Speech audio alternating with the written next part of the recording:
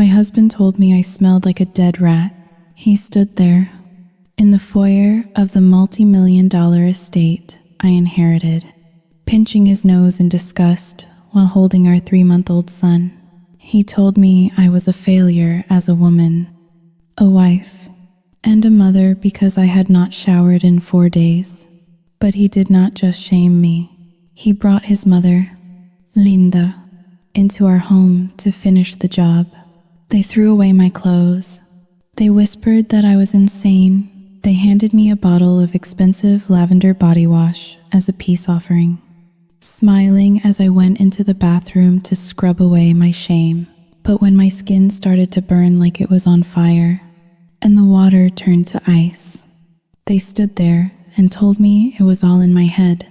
They told me the water was scalding hot. They told me the soap was soothing. They watched me scream in agony and called it a hallucination. I thought I was losing my mind. I thought postpartum depression had finally broken me. But then I found the hidden camera footage. I saw what his mother put in that bottle. I saw what my husband did to the water valve. It was never about my hygiene. It was never about my mental health. It was about the inheritance. They wanted to drive me to the psychiatric ward so they could sell my house to pay his gambling debts. How do you survive when the person sleeping next to you is plotting your destruction? My name is Amelia. I am 35 years old, a former art history major who never quite made it to the museum circuit, and currently the sole owner of a sprawling 3-story colonial estate in Greenwich, Connecticut. If you looked at my life on paper, or perhaps through the Zillow estimate of this property my parents left me, you would hate me. You would see the old money zip code, the wrought iron gates, and the pedigree that comes with being a Bradford. You would assume I spend my days sipping mimosas at the country club while a fleet of nannies tends to my 3-month-old son, Leo. But if you could smell me right now, that envy would curdle into nausea. I am sitting on a velvet armchair that costs more than most people's cars, and I smell like sour milk and onions. It is a thick, biological funk that seems to radiate from my pores. I have not showered in 4 days. My hair, once a shiny chestnut that my mother used to brush for hours, is currently matted into a greasy knot at the base of my neck, held together by a cheap elastic band I found under the sofa. I looked down at my shirt. It was a stained gray t-shirt that I had fished out of the hamper 2 days ago because I refused to go down to the basement to do a fresh load of laundry. There is a crusty patch of dried spit up on my left shoulder. It smells like Parmesan cheese that has been left in the sun. I scratched at it absently, my fingernails digging into my skin. I knew I should get up. I knew I should hand Leo to a professional, turn on the shower, and scrub until I felt human again. But I did not, because I am stubborn, and because I am cheap. People assume that inheriting a multi-million-dollar estate means you are wealthy. It does not. I am what they call house rich and cash poor. My parents left me the house, the antiques, and the property taxes, but very little liquidity. I could sell a painting. Sure, I could liquidate the stocks, but that would mean admitting defeat. That would mean shrinking the legacy.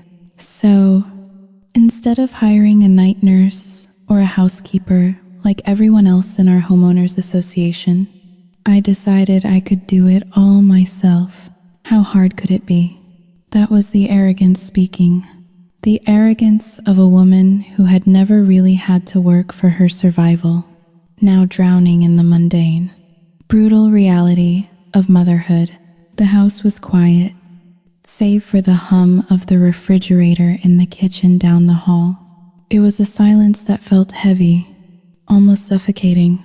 This house was too big for 3 people. The shadows stretched long across the Persian rugs as the late afternoon sun began to dip below the tree line. Dust motes danced in the shafts of light, mocking me. I could see the dust everywhere, on the mantle, on the baseboards, on the grand piano that nobody played anymore. My phone buzzed on the side table. It was a notification from the bank, another insufficient funds warning on the joint checking account. I swiped it away. Mark said he would handle the transfers.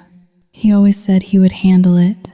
Mark was a businessman, an entrepreneur, a man of vision, or at least, that is what his LinkedIn profile said. I heard the gravel crunch in the driveway. My stomach tightened. It was a visceral reaction, a sudden knot of anxiety that had nothing to do with love and everything to do with judgment. Mark was home. I shifted Leo in my arms. He was finally asleep, his heavy little head resting against the crook of my elbow. I should have felt a rush of warmth, but all I felt was exhaustion and a prickly defensiveness. I knew what was coming. The front door opened. Mark did not call out, "Honey, I am home," like they do in the movies. He stepped into the foyer, dropped his leather briefcase on the antique entry table with a heavy thud, and then he stopped. I watched him from the living room archway. He was impeccable. His suit was tailored, a sharp navy blue that made his shoulders look broader than they were. His hair was gelled back, not a strand out of place. He looked like he had just stepped out of a magazine spread about successful venture capitalists.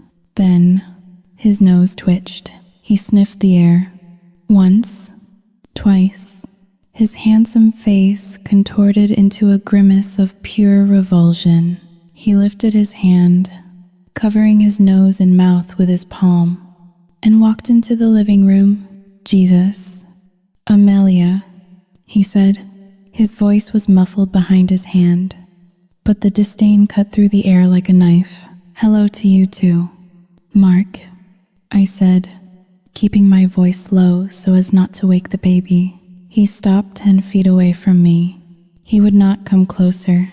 He looked at me, scanning my stained t-shirt, my greasy hair, the sweatpants that were sagging at the knees. "It smells like something died in here," he said, lowering his hand just enough to speak clearly. "It smells like a dead rat is rotting under the floorboards. Have you opened a window? Have you done anything today besides sitting in your own filth?" I felt the heat rise in my cheeks. Part of me wanted to scream at him, to tell him that I had been up since 3 in the morning with a colicky infant, that my nipples were cracked and bleeding, that my hormones felt like they were waging a civil war inside my brain. But another part of me, the part that was tired and depressed and gaslit by my own insecurities, whispered that he was right. I was disgusting. "I have been busy with your son, Mark," I said, my voice sounding brittle. "He has been crying all day. I have not had a chance to shower. 4 days. Amelia," Mark said, checking his watch as if my hygiene was a scheduled meeting I had missed. I counted. "It has been 4 days since you bathe. I can smell you from the driveway. It is embarrassing." "Who is embarrassed?" I asked, tightening my grip on Leo. "The neighbors? The mailman? Or just you?"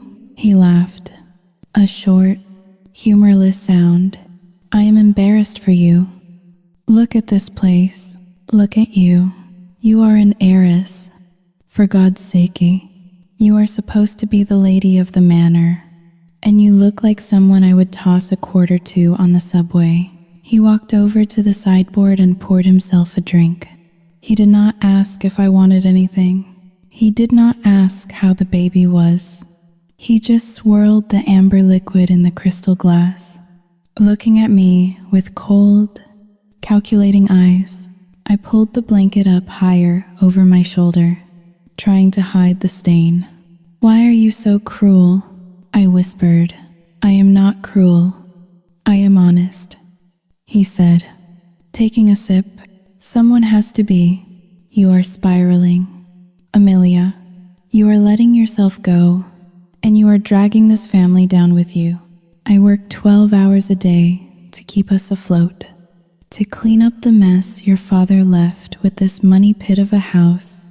And I come home to this? It is disrespectful. Disrespectful. That was his favorite word lately. As if my depression was a personal insult to his lifestyle. He took out his phone, scrolling through something, probably checking his cryptocurrency wallet. He had been obsessed with it lately, talking about leveraging assets and moonshots. I did not understand half of it, and frankly, I did not care. I just wanted him to hold the baby for 10 minutes so I could wash my face. Mark, can you just hold him? I asked, gesturing to Leo. Just for 20 minutes. I will go shower. I promise. Mark looked up from his phone. He looked at the sleeping baby, then at the stain on my shoulder, then back at my face. He took a step back. No, he said flatly, I am not touching you, and I am not holding him while he smells like that. Mark said, wrinkling his nose again, you reek of sour milk and failure. Amelia, go clean yourself up first. Then maybe I will interact with you. Until then, stay away from me. I have a headache. He turned and walked toward the stairs. I watched him go, a lump forming in my throat that was so hard it hurt to swallow. I wanted to throw the nearest vase at his head. I wanted to chase him and demand he do his duty as a father, but I did not. I just sat there, in the darkening room, smelling my own body odor and feeling small. I was the owner of this house, yet I felt like an unwanted squatter. Mark paused on the landing, halfway up the stairs. He did not look back. Oh, by the way, he called down, my mother is coming tomorrow. My blood ran cold. Linda, why? I choked out. Because clearly, you are incapable of managing this household. Mark said, his voice echoing in the empty foyer. She is coming to help. She is going to get this place in order. And Amelia, try to shower before she gets here.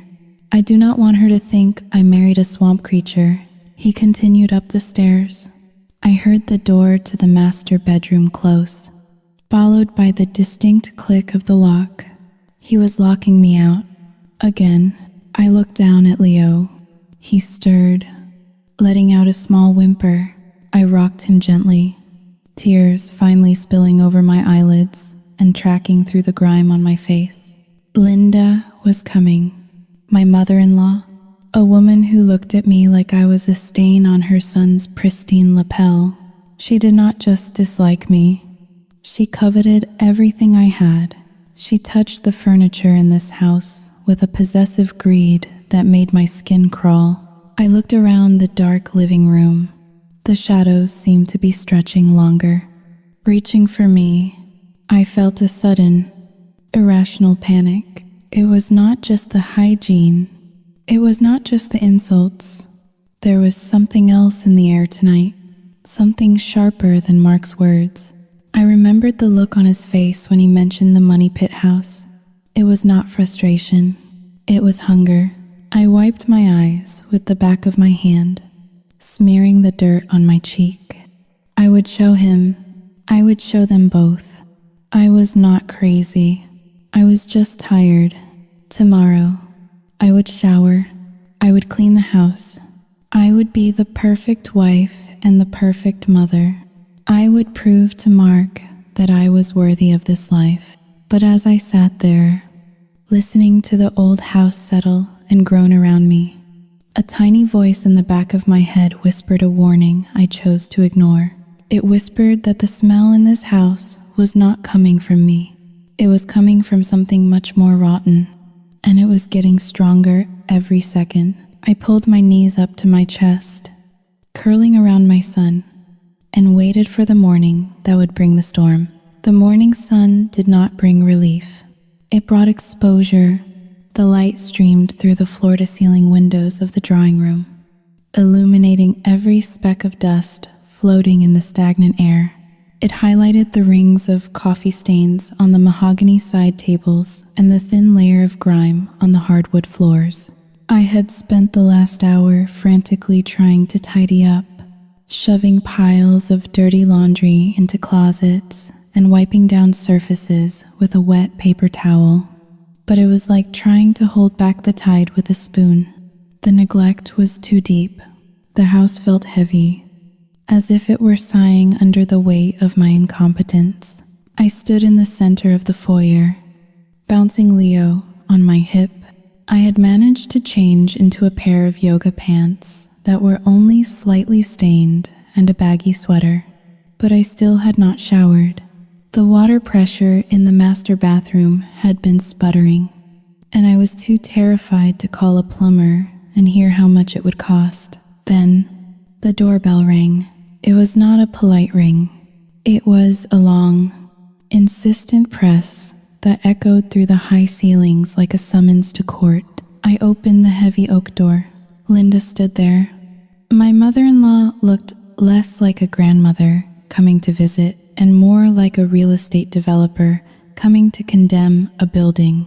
She was a short woman, but she compensated for it with a hairstyle that defied gravity, sprayed into a blonde helmet that did not move in the breeze. She wore a bright pink blazer with gold buttons, large costume jewelry that clanked when she moved, and a cloud of perfume so strong it instantly made my eyes water. It was a floral scent, sharp and chemical, designed to mask everything natural. "Well," Linda said, not waiting for an invitation. She pushed past me, her heels clicking aggressively on the slate entryway. She stopped and looked around, her nose wrinkling just as her son's had done the night before. "Hello, Linda," I said, closing the door against the fresh air I desperately wanted to keep. She turned to me, her eyes scanning me from head to toe.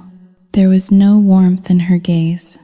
It was a clinical assessment. "You look tired, Amelia," she said, "and not the good kind of tired. You look like you have given up. I have a 3-month-old baby." "Linda," I replied, trying to keep my voice steady. "Sleep is a luxury," she scoffed. "I raised 3 boys. Amelia, I never looked like a refugee in my own home." "Where is Mark?" "He is in his office," I said. "Working." "Of course he is," she said, shaking her head. "The poor boy works himself to the bone to pay for all of this heating and electricity. And for what? To come home to a museum of filth?" She reached out and ran a finger along the banister. She held it up, showing me the gray smudge of dust on her fingertip. "Disgraceful," she muttered. I tightened my grip on Leo. He started to fuss, sensing the tension radiating off me. Linda did not offer to hold him. She did not even look at his face. She was too busy inspecting the crown molding. "I am here to help," she announced, though it sounded like a threat. "Mark told me you are struggling. He says you are. Sao yu jing hao ling. 2 hash is greater than unwell." "I am fine," I said quickly. "I am just adjusting. We shall see," she said. She marched up the stairs. I had no choice but to follow her, my heart hammering against my ribs.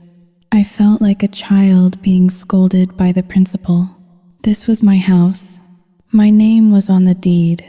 My parents bought this place 40 years ago. Yet, in her presence, I felt like the intruder. We walked into the master bedroom. The bed was unmade, a tangle of gray sheets and pillows. The curtains were drawn, making the room feel like a cave. The air was thick with the smell of stale milk and unwashed bodies. Linda let out a dramatic gasp. She walked over to the windows and ripped the curtains open.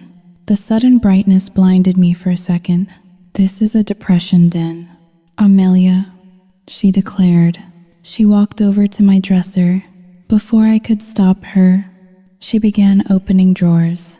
What are you doing? I asked, stepping forward. Linda, please, do not go through my things. I am clearing out the trash, she said calmly. She pulled out my favorite oversized t-shirts. They were old, soft, and yes, some had holes in the hem, but they were mine. They were the only things that felt comfortable on my postpartum body. She grabbed my nursing tanks, the ones that were stretched out but functional. She produced a large black garbage bag from her oversized purse. I stared at it. She had come prepared. Stop it, I said, my voice rising. Those are my clothes. These are rags. She corrected me, stuffing them into the black plastic sack. No woman should wear this. It is an insult to your husband. Mark deserves to look at something pleasant, not a homeless person. She moved with terrifying speed. In seconds, half of my wardrobe was in the bag. Then, she reached into her other bag, a shopping bag from a discount department store. Here, she said, tossing a bundle of fabric onto the bed. Wear these. I looked at the pile. It was a collection of synthetic, garish dresses, bright polyester florals, leopard prints with rhinestones, and stiff, scratchy blouses with ruffles. They looked cheap. They felt cheap. They were the kind of clothes a child would dress a doll in, devoid of taste or comfort. I am not wearing that, I said, my hands shaking. I am not a doll. Linda, you will wear them if you want to keep your husband, she said. She took a step closer to me. The room was quiet. Down the hall, I could hear the faint sound of Mark on a conference call, his voice booming and confident. Linda checked the door to make sure we were alone. She leaned in close. The smell of her perfume was suffocating. Her face changed. The mask of the concerned mother-in-law dropped, revealing a sneer of pure malice. Her voice dropped to a whisper, a hiss that only I could hear. You are disgusting, she whispered. Look at you. You are fat. You smell like a barn animal. You do not deserve this house. You do not deserve my son. You are just a spoiled little brat who got lucky with an inheritance. But you are too stupid to keep it. I flinched as if she had slapped me. What did you say? I gasped. She smiled. A thin, cruel line. I said, I brought you some nice clothes because I care about you. Amelia. No, you did not? I shouted. I was shaking now, a mixture of rage and humiliation boiling over. You just called me disgusting. I did no such thing, she said, her voice suddenly loud and sweet. Oh, Amelia, honey, calm down. It is just a few dresses. She reached out to touch my arm. I recoiled violently. I grabbed the pile of scratchy polyester clothes from the bed and threw them onto the floor. Get out, I screamed. Take your trash and get out of my room. The door swung open. Mark stood there. He was holding his phone, his face a mask of irritation. What is going on in here? He demanded. I am on a call with investors. I can hear you screaming from down the hall. Linda spun around. Her face was a portrait of wounded innocence. She pressed a hand to her chest, her eyes wide and fearful. Oh, Mark, she said, her voice trembling. I was just trying to help. I brought her some new clothes. Saoyu Ting Haoling, 2 hash is greater than gifts. Saoyu Ting Haoling, 2 hash is greater than because I know she has been having a hard time. And she just, Saoyu Ting Haoling, 2 2# is greater than she just snapped. She pointed to the pile of clothes on the floor, then to the black garbage bag she was holding, as if she were protecting it. She threw them at me. "Mark," Linda whimpered. She threw the gifts on the floor and started screaming at me to get out. She looked so manic. Mark looked at the clothes scattered on the rug.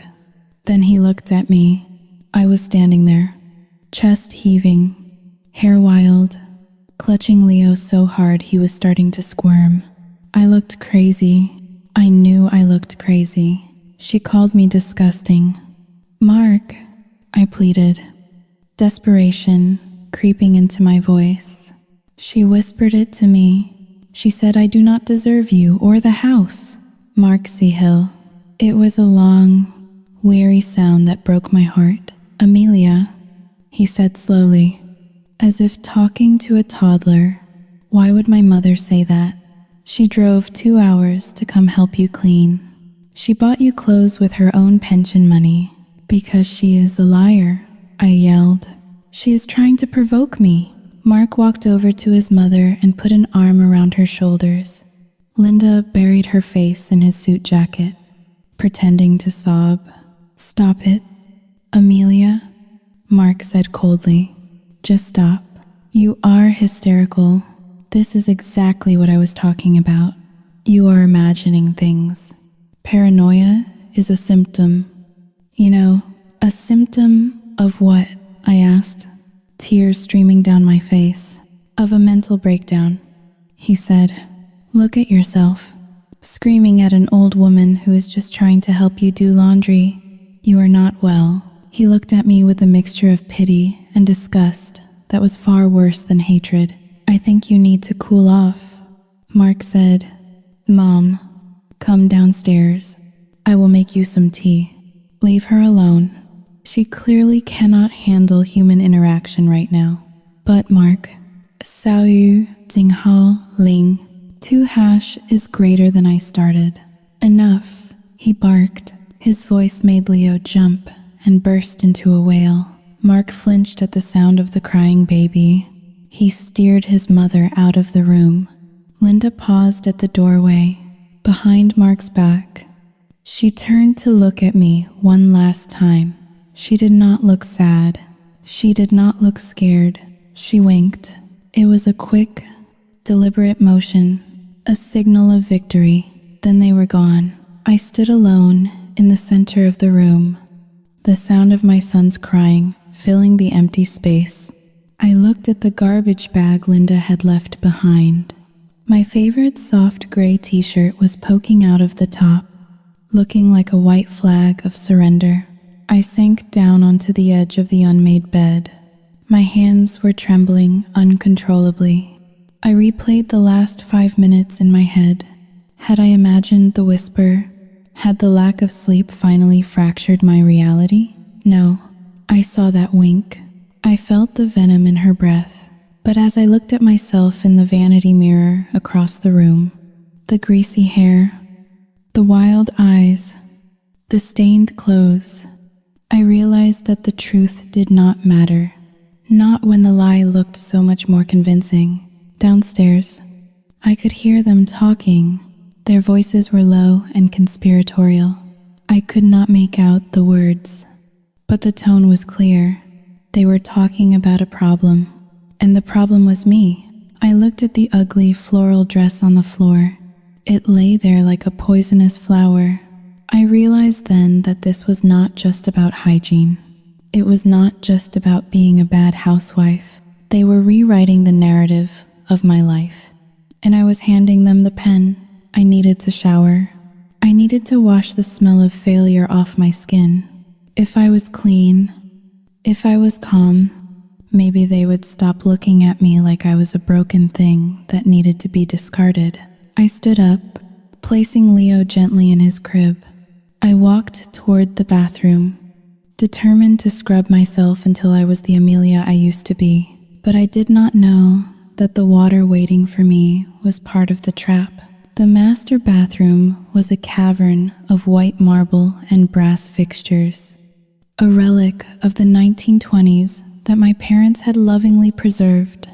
Usually, I loved this room. It was the one place in the house that felt truly private, a sanctuary of steam and silence. But today, standing on the cold, hexagonal tiles, I felt like a specimen in a laboratory jar. I placed the baby monitor on the vanity counter, the little green light blinking steadily. Leo was asleep in the nursery down the hall. I had double-checked the crib rails. I had checked the temperature of the room. I had checked everything because my confidence was so shattered that I no longer trusted my own instincts. On the counter sat the peace offering. It was a bottle of body wash that Linda had pressed into my hands before retreating downstairs. It was a heavy glass bottle with a minimalist label that read Pure Botanicals, Soothing Lavender and Oat. It looked expensive.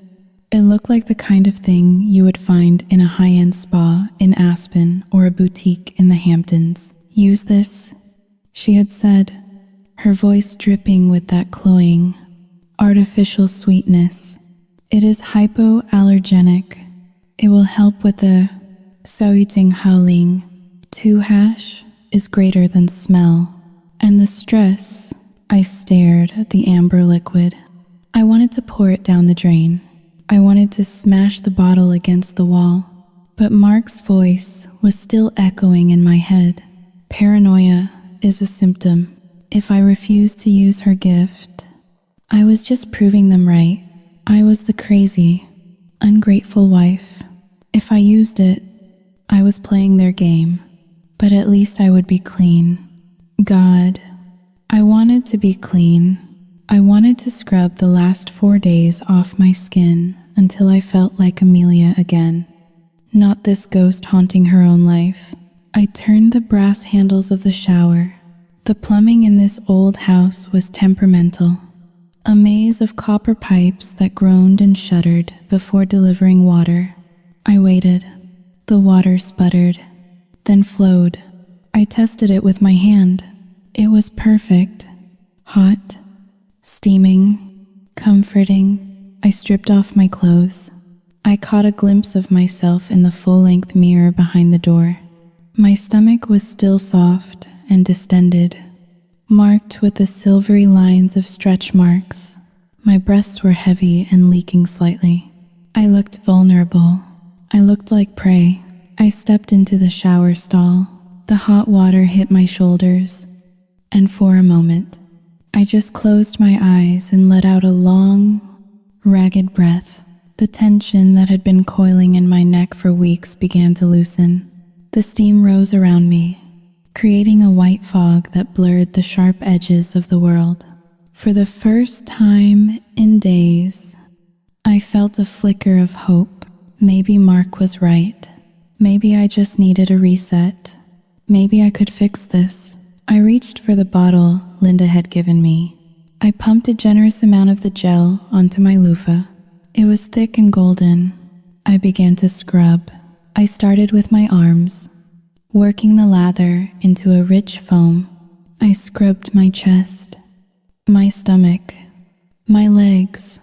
I scrubbed hard, wanting to erase the memory of Mark's disgusted face, wanting to erase the feeling of Linda's judgmental eyes. The scent hit me first. It did not smell like lavender. It smelled chemical, sharp and metallic, like bleach mixed with something burnt. I frowned, bringing the loofah up to my nose. It was a crid. Then the burning started. It began as a low tingle on my forearms, like a mild sunburn. I ignored it, thinking it was just the exfoliation. But within seconds, the tingle turned into a roar. It felt like 1,000 fire ants were crawling over my skin, biting and stinging in unison. I gasped, dropping the loofah. My skin was on fire. I looked down at my arms, beneath the white suds. My flesh was turning an angry, violent red. The itch was instantaneous and overwhelming. It was deep, burrowing under the surface, demanding to be scratched. I clawed at my chest, My fingernails raked across my skin, leaving white welts that filled with blood.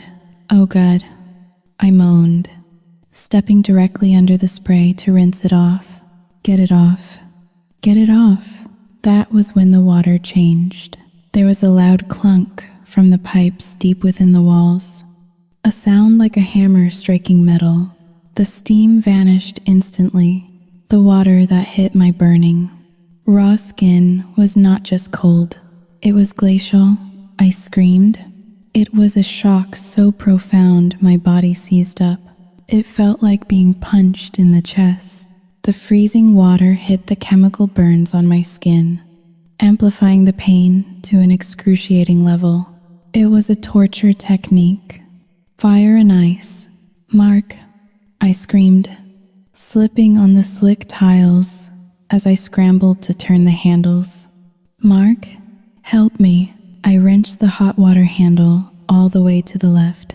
Nothing happened, just an endless, punishing torrent of ice water. I threw myself against the glass door, stumbling out of the shower, wet and shivering violently. I grabbed a towel, but my hands were shaking so hard I could barely hold it. My skin was throbbing.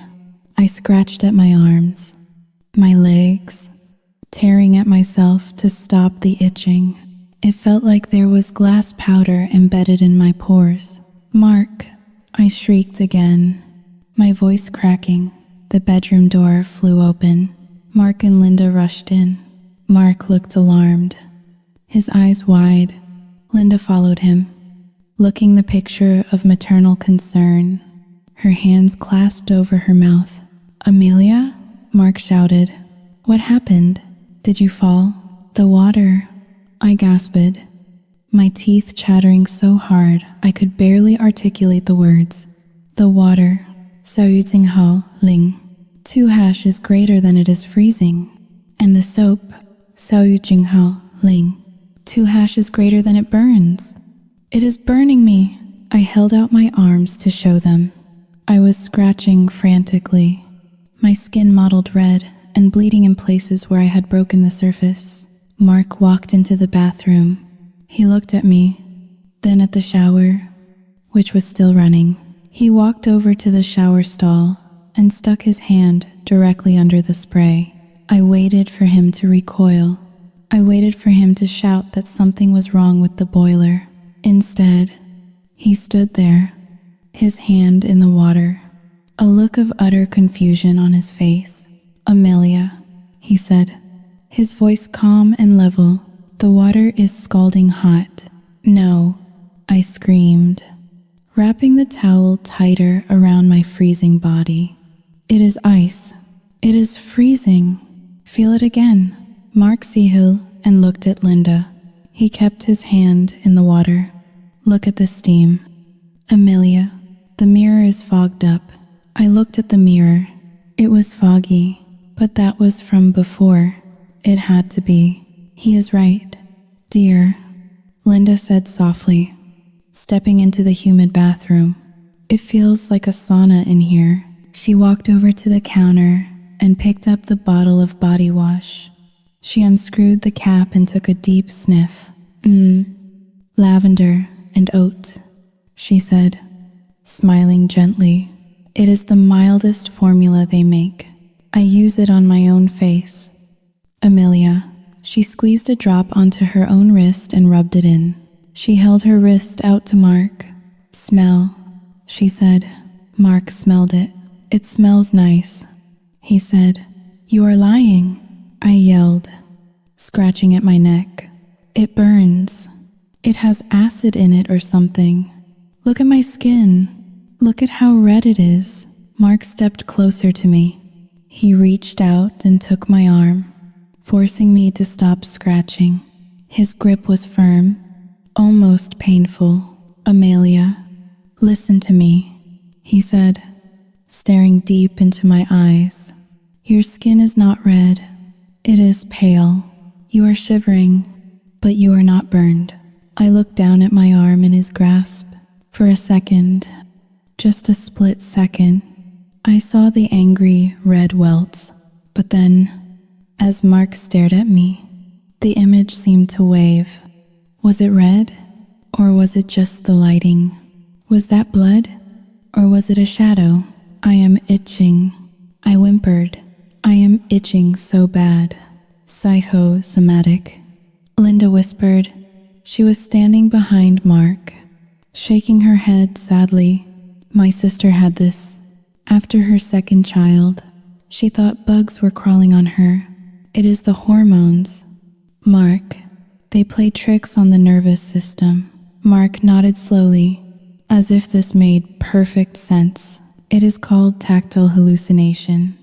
Amelia, Mark said, you are hallucinating the pain, just like you are hallucinating the cold water. No, I whispered, pulling my arm away. No, I know what I feel. Do you? Mark asked. He gestured to the shower. Go touch it. Go touch the water again. If it is cold, I will call a plumber right now. But if it is hot, Sao Yu Jing Hao Ling. 2 hash is greater than we need to call a doctor. I looked at the water. It was thundering against the tiles. I was terrified of it. Go on, Mark urged. Prove me wrong. I took a trembling step forward. I reached out my hand. My heart was pounding in my throat. I knew it was cold. I knew it. I thrust my hand under the spray. Blistering, scalding heat. I yanked my hand back with a cry. I stared at my wet hand. It was red now from the heat. My mind reeled. The world tilted on its axis. But Sao Yu Jing Hao Ling. Too, I stammered. It was cold. It was freezing a minute ago. Mark turned off the faucet. The silence that followed was deafening. The only sound was my own ragged breathing and the dripping of water from my hair onto the mat. Amelia, Mark said, his voice dropping to a serious, hushed tone. We cannot ignore this anymore. You are seeing things. You are feeling things that are not there. Sao Yu Jing Hao Ling. 2 hash is greater than I do not understand. I said, backing away until my back hit the cold tile wall. I felt the itch subside, replaced by a cold dread that settled in the pit of my stomach. Had I imagined it? Had the stress finally snapped something in my brain? Linda walked over to me. She reached into her pocket and pulled out a bottle of pills. They were the anti-anxiety medications I had been prescribed years ago. After my father died, I thought I had thrown them away. I found these in your nightstand drawer. Amelia, she lied smoothly. The bottle is empty. Did you take them all? No, I said. I have not taken those in 3 years. Shh, it is okay. She cooed, patting my arm. We are not judging you. Addiction is a disease, but mixing withdrawal with postpartum hormones. Sao Yu Jing Hao Ling. 2 hash is greater than it is dangerous. Honey, I looked at the empty orange bottle in her hand. My name was on the label. The date was 3 years old, but it was empty. I did not take them, I whispered, but my voice lacked conviction. Mark ran a hand through his hair. He looked devastated. He looked like a man who was watching his wife die. I have to protect Leo.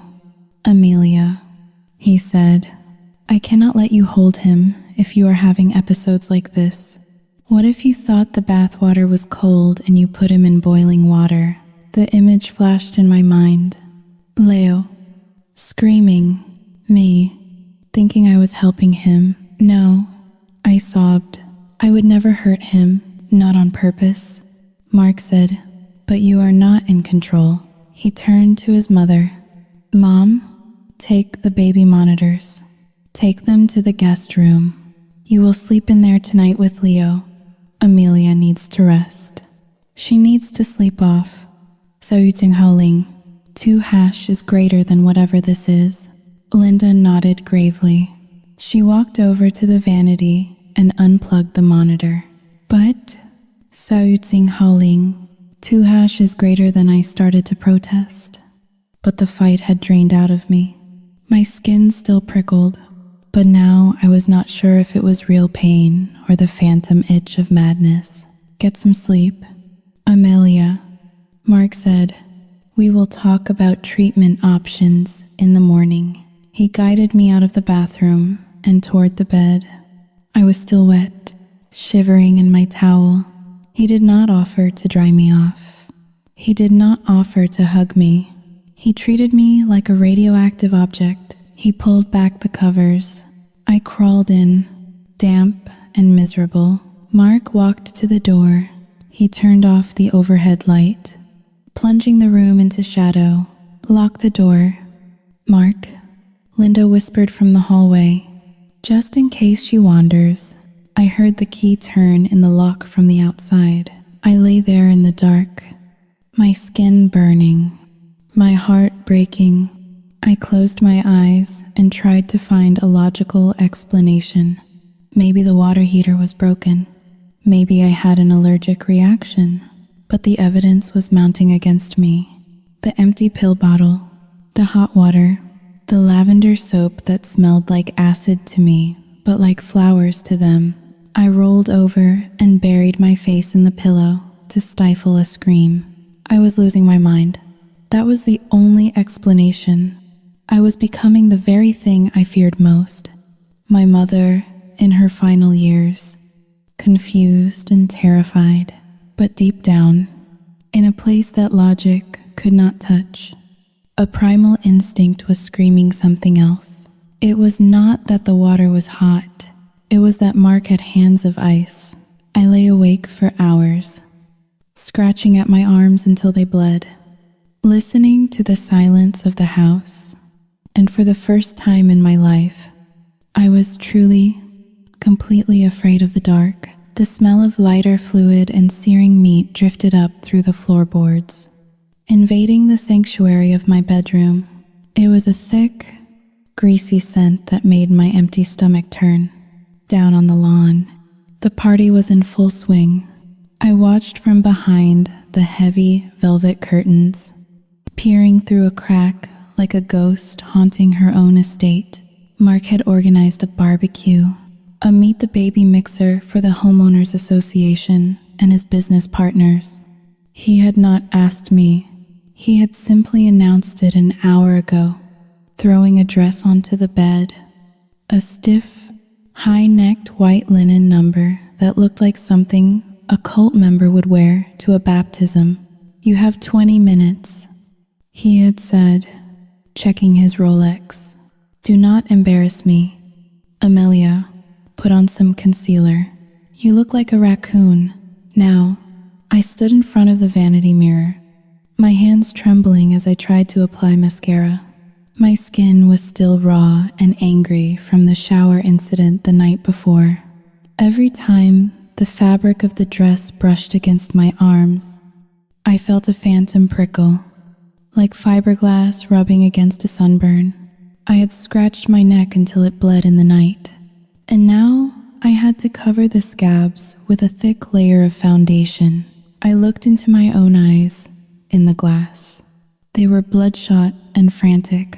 I did not recognize the woman staring back at me. She looked unhinged. She looked like the kind of woman who imagines cold water is hot and soap is acid. A heavy knock on the door made me jump, the mascara wand smearing black ink across my cheek. Amelia, Mark's voice was muffled but sharp. People are asking for you. Get down here. I wiped the smudge away frantically, leaving a gray, bruise-like stain on my skin. I took a deep breath. I had to do this. I had to go down there and prove I was sane. If I could just smile, hold a glass of sparkling water, and nod at the right times, maybe Mark would stop looking at me with that clinical detachment. Maybe he would give me my baby back. I had not held Leo since yesterday. Linda had him. She was down there right now, parading my son around like a trophy she had won at a county fair. I opened the door and stepped into the hallway. The noise of the party rose up the staircase. Laughter, the clink of glass, the low murmur of conversation. It sounded like a different world, a world where people were happy and clean and safe. I walked down the stairs, gripping the banisters so hard my knuckles turned white. My legs felt heavy, as if I were wading through mud. As I stepped onto the patio, the bright afternoon sun blinded me for a moment. The heat was oppressive, humid, and thick. Ah, there she is. Mark's voice boomed across the yard. The reclusive mother emerges. He was standing by the grill, holding a pair of tongs. He flashed a dazzling, white-toothed smile at the guests. But his eyes, when they locked onto mine, were 2 chips of ice. Conversation stopped. 20 pairs of eyes turned to look at me. These were my neighbors, people I had waved to from the mailbox for years. Mrs. Higgins from next door, who always complained about my hydrangeas. The Millers, who ran the local charity drive. I forced the corners of my mouth up. It felt like stretching old rubber. "Hello, everyone," I said. My voice was thin and raspy. "You look, Sao Yu Ding Hao Ling. 2 hashes greater than rusted. Dear," Mrs. Higgins said, her tone dripping with skepticism. She scanned my messy bun. I had not had time to wash the grease out, so I had slicked it back with hairspray, and the excessive makeup covering my scratches. "Thank you." I lead. I looked around for Leo. I spotted him in the shade of the large oak tree. Linda was sitting on a garden bench, holding him. She was surrounded by a group of women, holding court. She was wearing a pastel blue dress and pearls, looking every inch the devoted grandmother. I walked toward them. The grass was soft under my sandals. I felt lightheaded. I had not eaten in 24 hours. Linda saw me coming. She tightened her hold on Leo. "Oh, look who decided to join us," Linda said loudly enough for the circle to hear. "Amelia, honey, are you sure you are up for this? You look a little Sao Yu Jing Hao Ling, coxy, shaky. I just want to hold my son." "Linda," I said, reaching out my arms. Linda pulled back slightly. "Oh, I do not know. Sweetie, he is finally sleeping. You know how clumsy you have been lately. Remember the vase? I had broken a vase 3 weeks ago. One vase. I am not clumsy," I said, my voice rising a fraction. "Give him to me." The women around the bench exchanged glances. They were judging me. They saw a disheveled, aggressive woman demanding a baby from a sweet old lady. Mark appeared at my elbow, his grip clamping onto my bicep like a vice. "Let Mom hold him for a bit." "Amelia," he whispered, his breath hot in my ear. "You are making a scene. Go get a drink. Mingle. Act normal." He steered me away toward the bar set up on the patio table. I felt powerless, a puppet being dragged across the stage. I stood by the drinks table, my hands shaking. I poured a glass of water, splashing some on the tablecloth. I felt the eyes on me. They were whispering. I could feel it. "Did you hear about her? She does not shower. She is on drugs. Mark is a saint for staying with her." I took a sip of water, trying to quell the nausea. Then I saw Linda walking toward me. She had handed Leo to Mrs. Higgins. She was holding 2 large glasses of red wine, a bold Cabernet, dark as blood. "Amelia," she said, her voice sugary, sweet. "Let us bury the hatchet, shall we? You look so tense. Have a drink." She held out one of the glasses. "I do not want wine." "Linda," I said, I am breastfeeding. Oh, come on, she said, pushing the glass toward me. One glass will not hurt. You need to relax. Mark says you have been so high-strung. I backed away. No, she stepped closer, invading my personal space. The smell of her perfume, that cloying, floral chemical scent, mixed with the smell of the wine and the barbecue smoke, it made my head spin. Just take it. You ungrateful girl, she hissed, her voice dropping so only I could hear. She shoved the glass at my chest. I put my hands up to block it, and then it happened. It was theatrical. It was practiced. Linda seemingly caught her toe on the edge of the patio stone. She lurched forward with a dramatic yelp. The wine glass in her hand launched forward. The dark red liquid arced through the air in slow motion. It splashed across the front of my white linen dress. The cold liquid soaked through the fabric instantly, spreading like a gunshot wound across my chest and stomach. The glass shattered on the stone patio with a loud crash. Silence fell over the garden. Linda fell to her knees, but not before she managed to spill her own glass onto the ground, creating a puddle of red chaos. Oh God, Linda screamed, looking up at me with wide, terrified eyes. Amelia, why did you push me? I froze. The wet fabric clung to my skin. The smell of alcohol was overpowering. Hauling. 2# is greater than I did not push you. I stammered, looking around at the guests. She tripped. I did not touch her? Linda scrambled backward on the ground, acting as if I were about to strike her. She is drunk, Linda yelled, pointing a shaking finger at me. Look at her. She smells like a winery.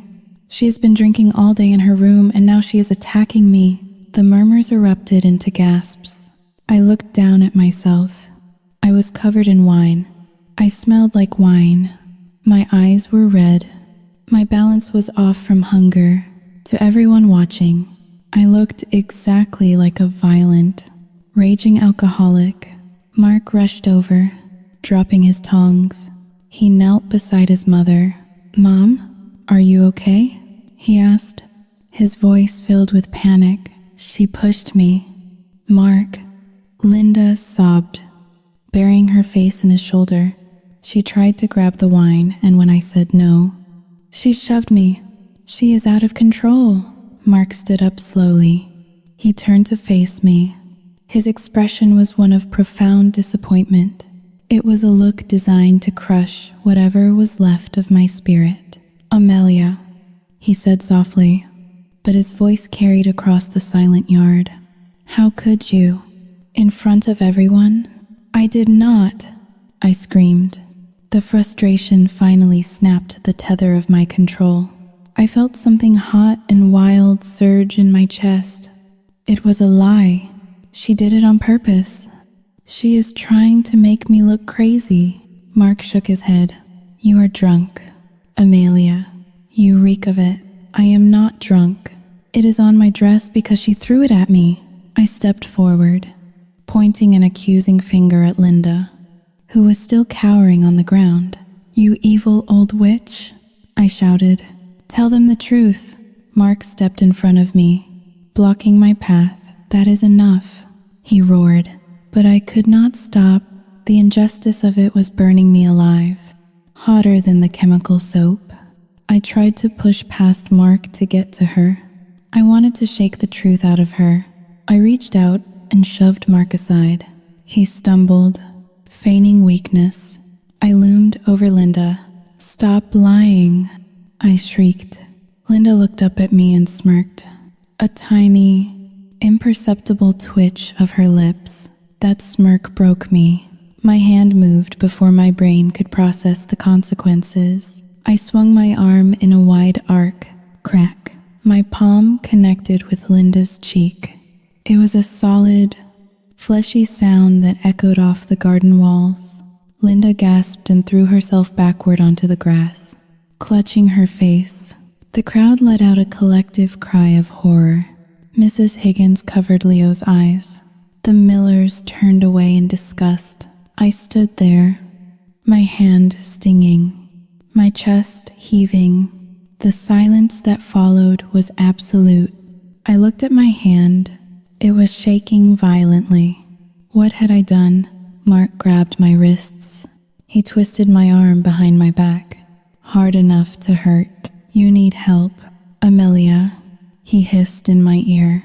You are dangerous. He looked out at the crowd. I am so sorry. Everyone, Mark announced, his voice trembling with fake emotion. My wife, Xiao Yu Jinghao Ling. Tuhash is greater than she is not herself. She has been battling some severe mental health issues since the birth. Please, forgive us. The party is over. He began to drag me toward the house. Let go of me. I struggled, digging my heels into the grass. I am not crazy. They are gaslighting me. Someone help me. But no one moved. No one stepped forward. They just watched with pity and revulsion. They saw a rich, spoiled woman who had let herself go, who drank too much, and who beat her elderly mother-in-law. Mark shoved me through the French doors and into the kitchen. He marched me to the stairs. You just signed your own death warrant, Amelia, he whispered as he hauled me up the steps. You just proved to everyone that you are unfit. He threw me into the bedroom. I stumbled and fell onto the rug, the wine-soaked dress sticking to my legs. He slammed the door. I heard the lock turn. Mark, I screamed, pounding on the wood. Open the door. My baby needs me. I heard his footsteps retreating down the hall. I slid down against the door, pulling my knees to my chest. The smell of the wine was nauseating. It smelled like failure. Outside, I heard the cars starting up. The guests were leaving. They would go home and tell everyone in town about Amelia Bradford's breakdown. They would tell the judge. They would tell social services. I was alone. I was locked in, and for the first time, I realized that this was not just a bad marriage. This was an execution, and I had just tied the noose around my own neck. The room was dark. The only light came from the slit beneath the door where the hallway light bled through, a thin line of yellow on the carpet. I was sitting on the floor with my back against the wall. The wine on my dress had dried into a stiff, sticky crust that smelled like vinegar. My cheek throbbed where I had slapped Linda, but the pain in my chest was far worse. It felt like my heart was being squeezed by a cold iron fist. I heard the lock turn. I did not look up. I knew it was him. Mark stepped into the room. He did not turn on the light. He moved through the shadows like a shark in deep water. He walked over to the bed and tossed something onto the duvet. It made a hollow, rattling sound. I looked up. 3 orange plastic bottles lay on the gray sheets. I stood up, my legs numb from sitting so long. I walked to the bed. I picked up one of the bottles. It was a prescription for alprazolam. The date on the label was from 4 years ago. It was my name, but the bottle was empty. Where did you get these? I asked, my voice hoarse. Mark stood by the window, his silhouette framed by the moonlight. I found them in the diaper bag. Amelia, that is a lie. I whispered, I threw these away years ago. Mark turned to face me. His voice was incredibly sad. It was a performance worthy of an Academy Award. Do not lie to me. Amelia, not anymore. I know why you have been so erratic. I know why you are not showering. You are using again. You are high, and you are crashing, and you are taking it out on my mother. I stared at him. The gaslighting was so absolute, so complete, that for a second, I actually questioned my own memory. Had I taken them? Was I in a fugue state? No, I was sober. I was exhausted, but I was sober. I am not taking pills.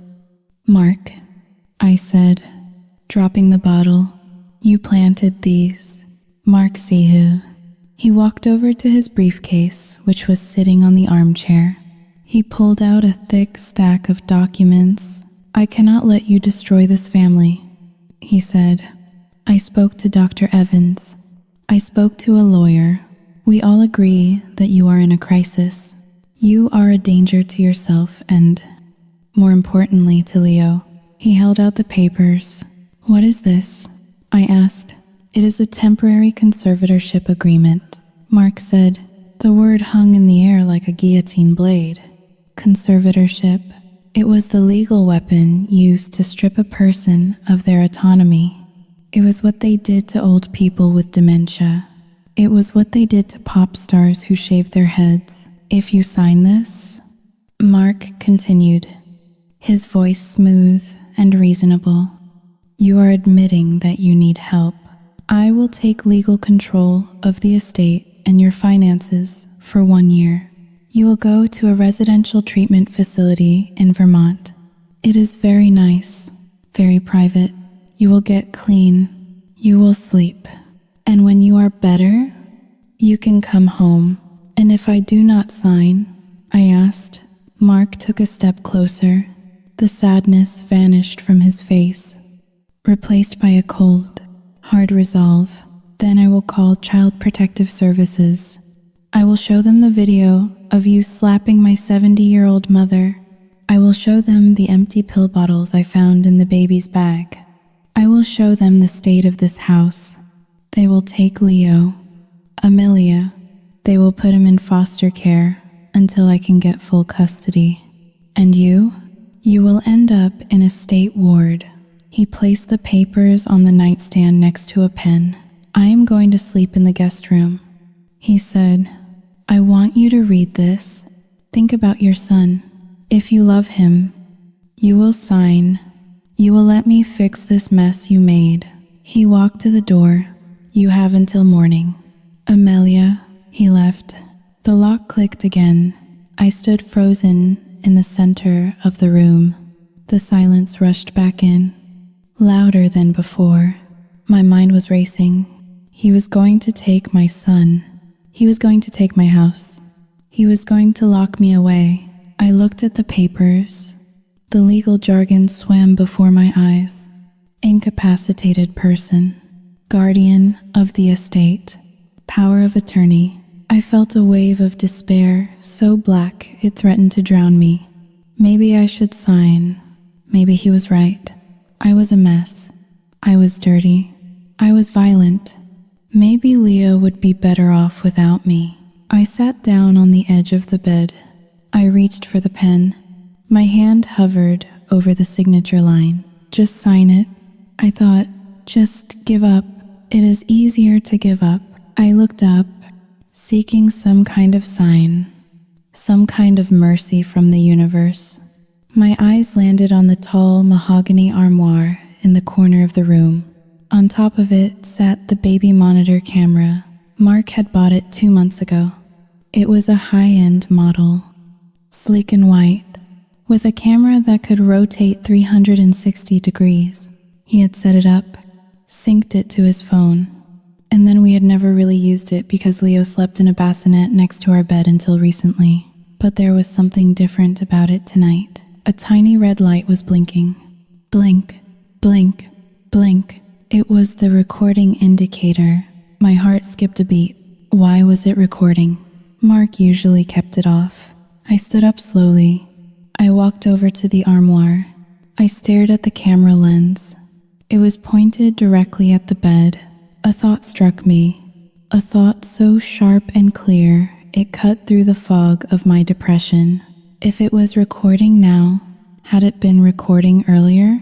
The camera had a motion sensor setting. Mark had bragged about it. It captures everything to the cloud. He had said, we will never miss a moment. I looked around the room for my phone. Mark had taken it earlier. saying I needed a digital detox. But I remembered seeing his old tablet under the pile of magazines on the ottoman. I scrambled over to the chair and dug through the mess. There it was, an old iPad with a cracked screen. I pressed the home button. The battery was at 12%. Please, I whispered, please be logged in. I swiped the screen. It was not password protected. Mark was arrogant. He never thought I would check his devices. I found the smart home application. I tapped the icon. It loaded agonizingly slowly. The interface popped up. Master bedroom camera. Tattoos. Online. I tapped on event history. A list of video clips appeared, organized by time and date. My finger hovered over the screen. I scrolled back to yesterday. The timestamp read 4:30 post-meridium. That was right before I took the shower. Right before the burning. I pressed play. The video loaded. The grainy black and white footage showed the master bedroom. It was empty. Then, the door opened. Linda walked in. She was not limping. She was not acting like a frail old woman. She moved with purpose. She was holding a small Ziploc bag filled with a silvery white powder. She walked into the bathroom. The camera angle was wide enough to catch the reflection in the large vanity mirror. I watched, holding my breath, as Linda unscrewed the cap of the Pure Botanicals body wash. She poured the powder into the bottle. She shook it vigorously. She turned to leave, but then she stopped. She looked directly at the camera.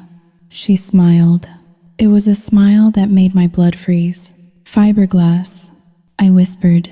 She had put fiberglass dust or some kind of industrial irritant into my soap. That was why it burned. That was why it felt like glass shards. I scrolled forward. 5 minutes later, Mark walked in. He was on the phone. I turned up the volume on the tablet. Yeah, she is going in now, Mark said to someone on the other end. He walked over to the bathroom door. He knelt down by the access panel on the wall, the one that controlled the localized water pressure for the master suite. I watched as he reached into his pocket and pulled out a wrench. He waited. On the video, I could hear the sound of the shower turning on in the background. Mark waited exactly 10 seconds. Then, he wrenched the hot water valve shut with a violent jerk. I watched myself on the video run out of the bathroom seconds later, screaming about the cold. I watched Mark stand up, hide the wrench in his jacket pocket, and put on his mask of concern. The water is scalding hot. Amelia, I watched him gaslight me. I watched him torture me. I scrolled to today, the clip from an hour ago. Mark entered the room. He took the empty pill bottles out of his own pocket, not the diaper bag, and scattered them on the bed.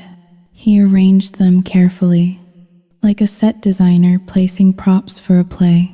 I dropped the tablet onto the soft rug. I did not cry. The tears had evaporated. In their place was something cold and hard, like a diamond.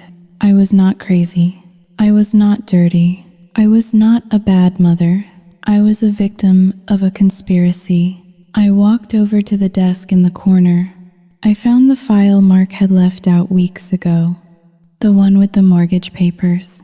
I flipped through them frantically, and then I found it. A letter from a collection agency. Final notice, outstanding debt, $500,000. It was addressed to Mark. It was for gambling debts, online poker, and leveraged cryptocurrency margin calls. I pieced it together instantly. It was not just about hate. It was about money. It was always about money. The house was in my name. The inheritance was in my name. As long as I was competent, Mark could not touch the capital. But if I was declared mentally incompetent, if he was my conservator, he could sell the house. He could drain the accounts. He could pay off his debts and throw me in a rot-infested facility while he lived off my family's legacy. They were trying to kill me, not my body, but my mind. They were trying to erase Amelia Bradford so they could consume her assets. I looked at the mirror. The woman staring back at me was still wearing a wine-stained dress. Her hair was still greasy. Her face was still blotchy, but her eyes were different. The fear was gone. The confusion was gone. I walked over to the nightstand. I picked up the conservatorship papers. I looked at Mark's signature, already scrawled at the bottom, waiting for mine. I picked up the pen. For a second, I thought about burning the house down. I thought about taking the tablet and running to the police station right now. But that was too easy. That was too messy. Mark was charming. Mark was a manipulator. He would talk his way out of it. He would say the video was doctored. He would say I was hallucinating the footage. No, I needed to be smarter. I needed to be ruthless. I looked at the baby monitor again. The red light was still blinking. I looked directly into the lens. I wiped the smudged mascara from under my eyes. I straightened my spine. I am not going to sign. I whispered to the empty room. I sat down at the desk. I pulled out a fresh sheet of stationery from the drawer. I began to write. Not a suicide note, not a confession. I wrote a list. Item 1, secure the assets. Item 2, protect Leo. Item 3, destroy Mark. I felt a strange sensation wash over me. It was not happiness. It was power. The power of a woman who has nothing left to lose. I stood up and walked to the bathroom. I turned on the sink. I splashed cold water on my face. I looked at the bottle of lavender body wash sitting on the counter. The weapon, I capped it tightly. I wrapped it in a towel and hid it in the back of my underwear drawer. Evidence. I picked up the tablet and hid it under the loose floorboard in the closet, the one I used to hide cigarettes in when I was a teenager. Then, I went back to the bed. I lay down. I would play their game. I would be the crazy wife. I would be the dirty, smelly, incompetent burden. I would let them think they had won. I would let them get close, and when they were standing over me, ready to plunge the final knife, I would show them what a Bradford woman was really made of. I closed my eyes, and for the first time in 4 days, I slept, not the sleep of the exhausted, but the sleep of the hunter waiting for dawn. The next morning, I did not wake up as Amelia the victim. I woke up as Amelia the actress. When Mark unlocked the bedroom door at 7 o'clock, he found me sitting on the floor, staring at the wall. I had not changed out of the wine-stained dress. I had messed up my hair even more, pulling strands loose until I looked like a tangled bird's nest. I was rocking back and forth, muttering nonsense under my breath. Mark stood in the doorway, a cup of coffee in his hand. He looked fresh, rested, and smug. "Good morning, sunshine," he said, his voice dripping with sarcasm. "Did you sleep well in your pigsty?" I did not look at him. I kept rocking. "The spiders," I whispered. "The spiders are in the water pipes." "Mark," they are whispering to me. Mark chuckled. He took a sip of his coffee, still hallucinating. "I see. Did you sign the papers?" I pointed to the nightstand. The papers were there, untouched. "I cannot sign," I mumbled. "The ink is made of blood. Linda's blood." Mark Seahill, shaking his head, he walked over and picked up the papers. "Have it your way, Amelia. We will do this the hard way. I have an appointment with Dr. Evans at noon. He is going to come here for a home assessment.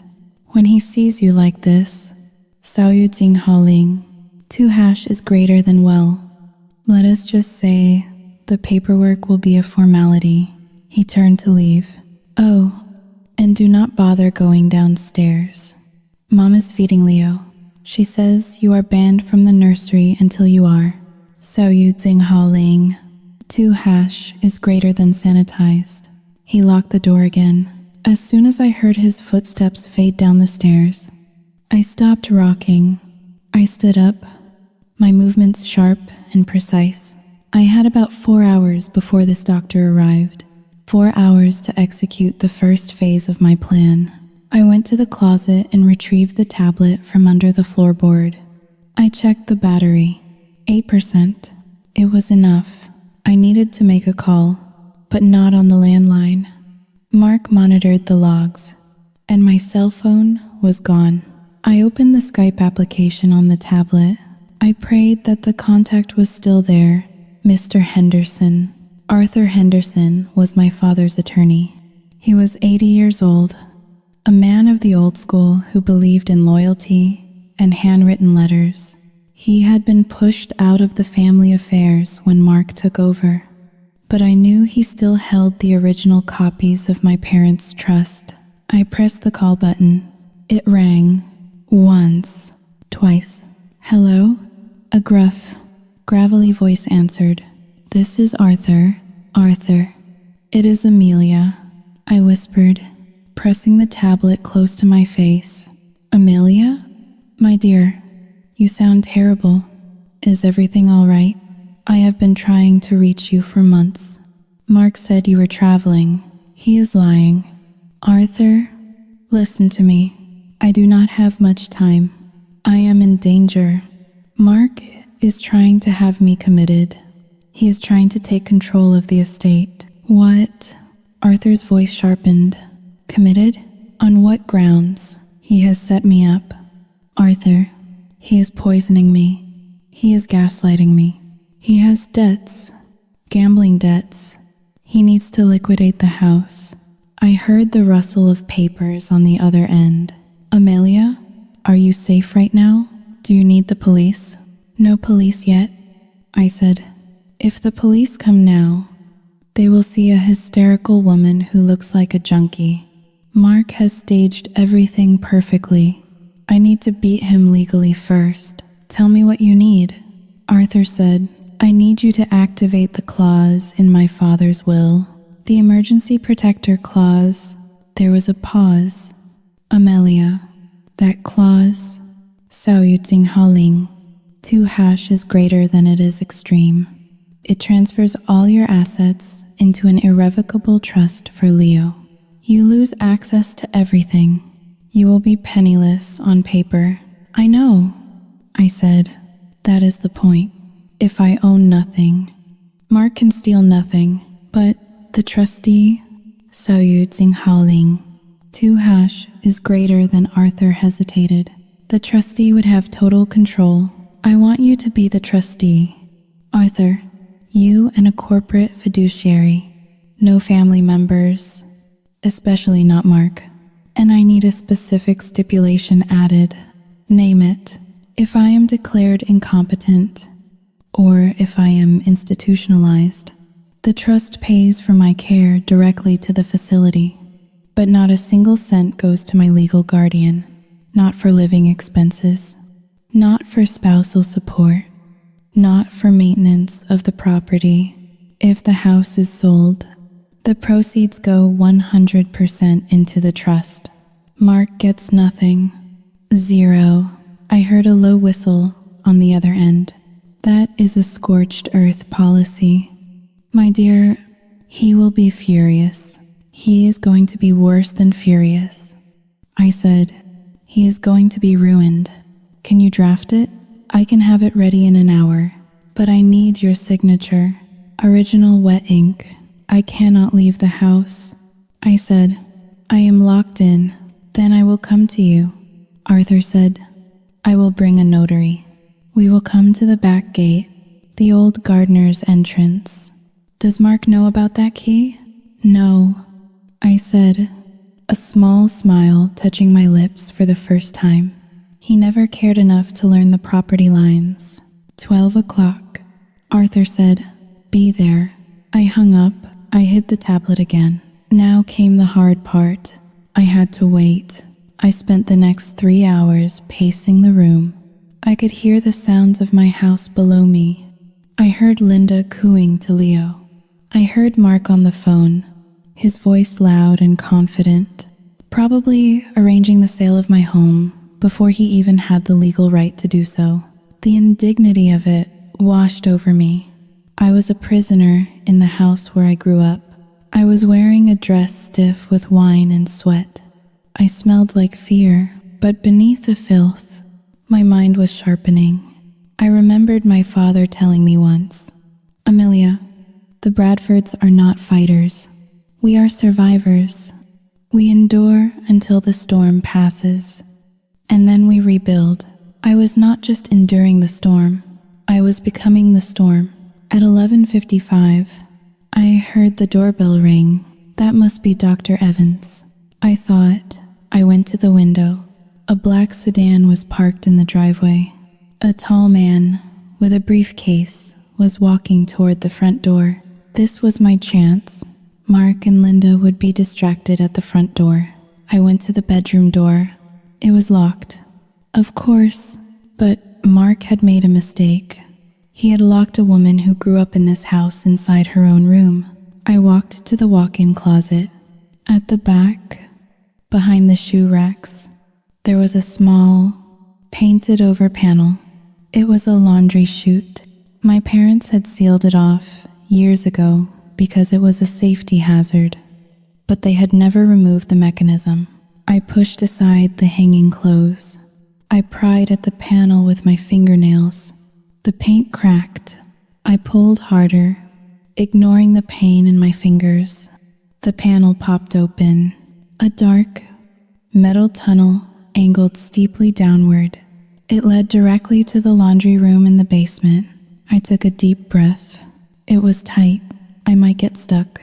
I hiked up my dress. I climbed into the chute feet first. The slide was terrifying. I plummeted through the dark, banging my elbows against the metal sides.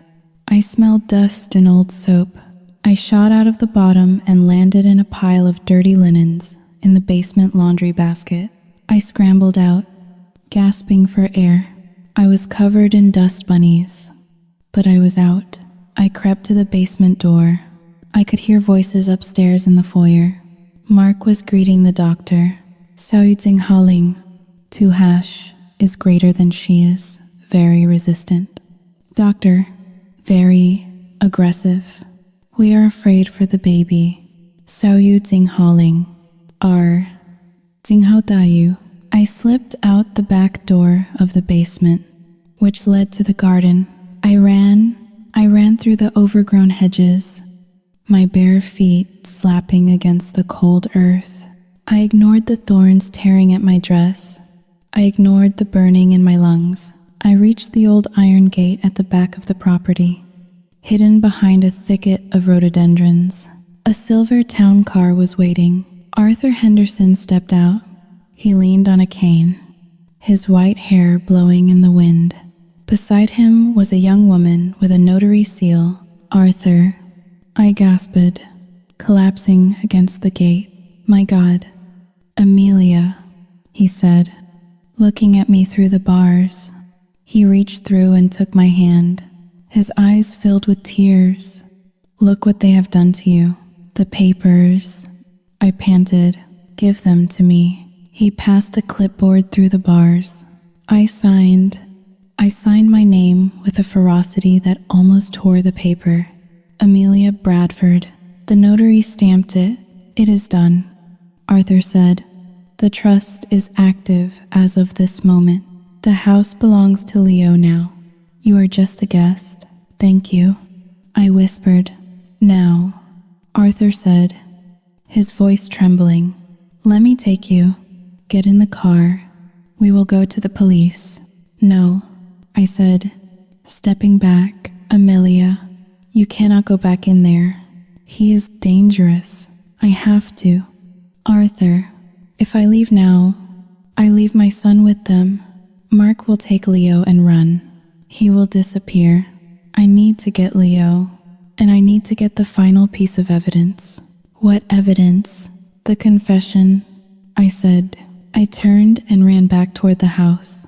"Amelia," Arthur called after me. I did not stop. I climbed back into the basement. I dusted myself off. I crept up the back stairs to the kitchen. The voices were in the living room now. "Soiting ha, lean. 2# is greater than delusional disorder. Likely postpartum psychosis." Dr. Evans was saying, "Based on your description, in Mark, immediate intervention is necessary." I walked into the living room. My appearance stopped the conversation dead. I was covered in dust from the chute. My dress was torn. I was barefoot and bleeding. Mark's jaw dropped. Linda gasped. "How did you get out?" Mark demanded. Standing up, I ignored him. I looked at the doctor. He was a middle-aged man with kind eyes that were currently filled with alarm. "Dr. Evans?" I asked. "Yes, Mrs. Bradford," he said, standing up slowly. "I am Amelia," I said, my voice steady, "and I am willing to go with you." Mark looked at me, suspicious. "What game are you playing?" "No game, Mark," I said, turning to him. "You win. I am tired. I am sick. I tried to run away just now, but I realized I have nowhere to go. I am crazy. I need help." I slumped my shoulders. Adopting the posture of defeat, "I just want to pack a bag," I said softly, "and I want to say goodbye to my son. Then I will sign your papers." Mark exchanged a look with Linda. Linda nodded slightly. They thought I was broken. They thought the run through the garden was my final, desperate attempt at escape, and it had failed.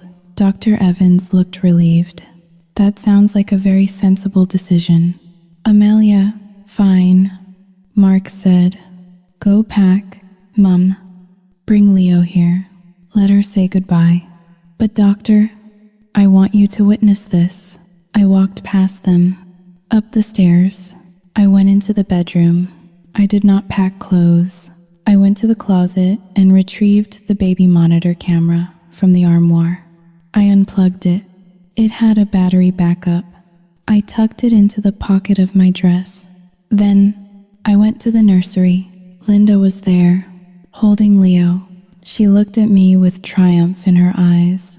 "Say goodbye to your baby, you filthy animal," she whispered. I walked over to her. I looked at my son. He was sleeping, peaceful and unaware that his mother was fighting a war for his life. "I am not saying goodbye, Linda," I whispered back. I leaned in and kissed Leo's forehead. Then I looked Linda in the eye. "I know about the fiberglass," I said. Linda's smile faltered. Her eyes flicked to the door. "What?" she hissed. "I know you put it in the soap, and I know Mark owes $500,000 to the cartel." Her face went pale. "You, Sao Yuting Haling, 2# is greater than you are hallucinating." She stammered. "Am I?" I asked. I turned and walked out. I went back down to the living room. Mark was waiting with the papers. "Here," he said, handing me a pen. "Sign the conservatorship. Then Dr. Evans will take you to the clinic." I took the pen. I looked at the doctor. "Dr. Evans," I said, "before I sign, I have one question." "Yes?" he asked. "If a person is coerced into signing legal documents under the influence of drugs or duress, is that signature valid?" Mark stepped forward. "She is not on drugs, doctor. She is just stalling. Sign it." "Amelia," I looked at Mark. "I am not stalling. Mark, I am giving you a chance to confess." "Confess what?" He spat. "That I am trying to save your life?" "No," I said. "Confess that you need this signature to sell my house, because if you do not pay your bookie by Friday, they are going to break your legs." The room went deadly silent. Mark's face turned a color I had never seen before. It was a mix of purple and gray. "Who told you that?" he whispered, So it is true? I asked. You went through my things, Mark yelled, losing his composure. You paranoid bitch. Dr. Evans stepped back. Mr. Bradford, please. Sao yu Xinghao Ling, R. Xinghao Dayu. Shut up, Mark shouted at the doctor. He turned on me. Sign the paper. Amelia, sign it or so help me God. Sao yu Xinghao Ling, R. Xinghao Dayu. He lunged at me. I stepped back. I am not signing. Mark, because the house is not mine anymore. What? He froze. I transferred it, I said, my voice ringing out clearly in the silent room. An hour ago, I put the house, the accounts, everything into an irrevocable trust for Leo. I own nothing. You can commit me. You can lock me up. You will not get a dime. Mark stared at me. His eyes were wide, unblinking. He looked like a man who had just watched his parachute fail to open. You, Sao Xinghao Ling, 2 hashes greater than you, what? He choked out. It is gone. Mark, I said, smiling. The money is gone. Mark let out a sound that was not human. It was a howl of pure animal rage. You ruined me, he screamed. He grabbed a heavy crystal ashtray from the coffee table and raised it above his head. Mr. Bradford, Dr. Evans shouted. Mark swung. I ducked. The ashtray smashed into the wall behind me, shattering into 1,000 pieces. Mark lunged for my throat. His hands closed around my neck. I fell backward onto the carpet. His thumbs dug into my windpipe. I could not breathe. I saw spots dancing in my vision. You stupid, selfish bitch, he was screaming, his face inches from mine, spittle flying from his lips. I will kill you. I will kill you. I clawed at his face. I gasped for air. Somewhere in the distance, I heard a siren. Then the front door burst open. Police! Get on the ground. Arthur Henderson had not listened to me. He had called the police anyway. Mark looked up, distracted. I brought my knee up, slamming it into his groin with every ounce of strength I had left. Mark groaned and rolled off me. I scrambled away, gasping, coughing, my hand clutching my bruised throat. Officers swarmed the room. They tackled Mark. They handcuffed Linda, who was trying to sneak out the back door. I sat on the floor, leaning against the sofa. I watched as they dragged my husband away. He was still screaming about the money. Dr. Evans was kneeling beside me, checking my pulse. Are you all right, Mrs. Bradford? He asked. I looked at him. I touched my neck. I am not Mrs. Bradford. I rasped. I looked at the shattered ashtray on the floor. I am Amelia, and I need a shower. The silence that followed the chaos was heavy, but for the first time in weeks, it was clean.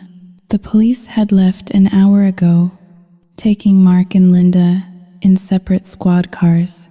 The sirens had faded into the distance, leaving only the sound of the wind rustling the oak trees in the garden. I stood in the center of the master bathroom.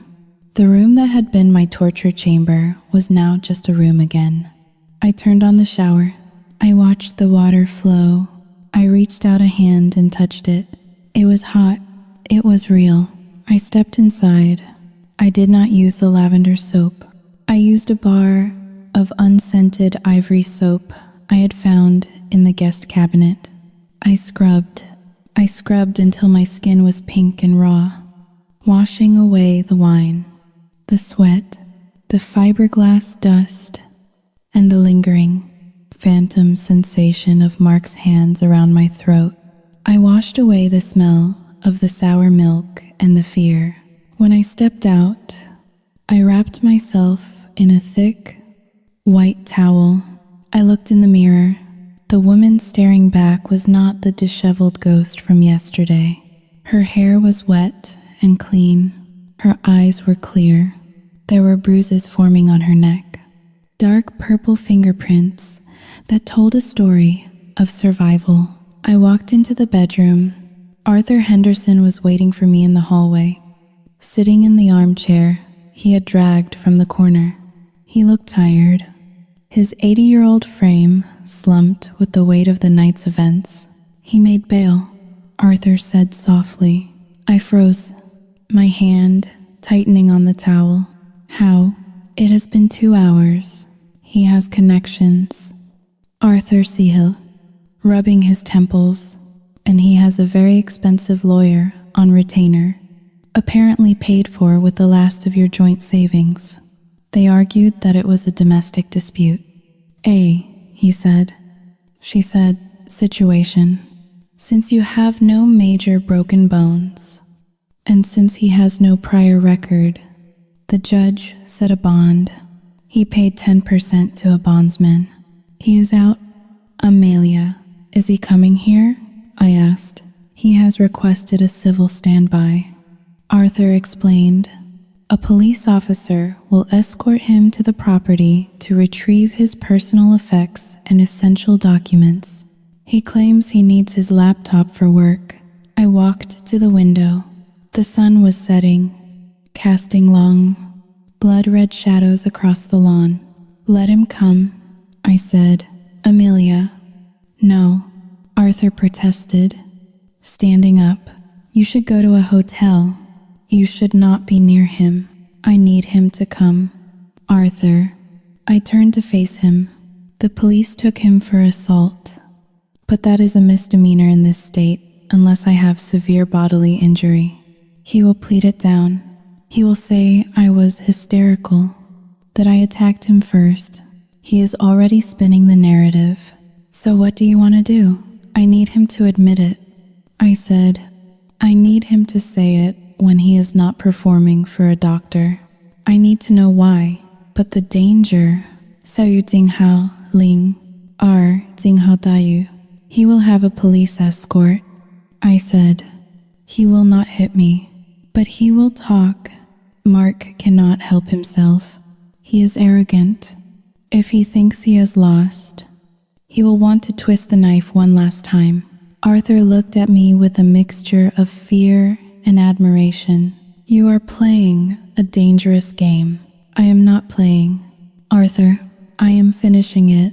40 minutes later, a cruiser pulled into the driveway, followed by a taxi. I was dressed.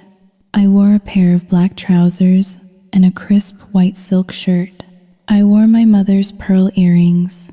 I looked like the mistress of the estate. I sat in the living room, my hands folded in my lap. The front door opened.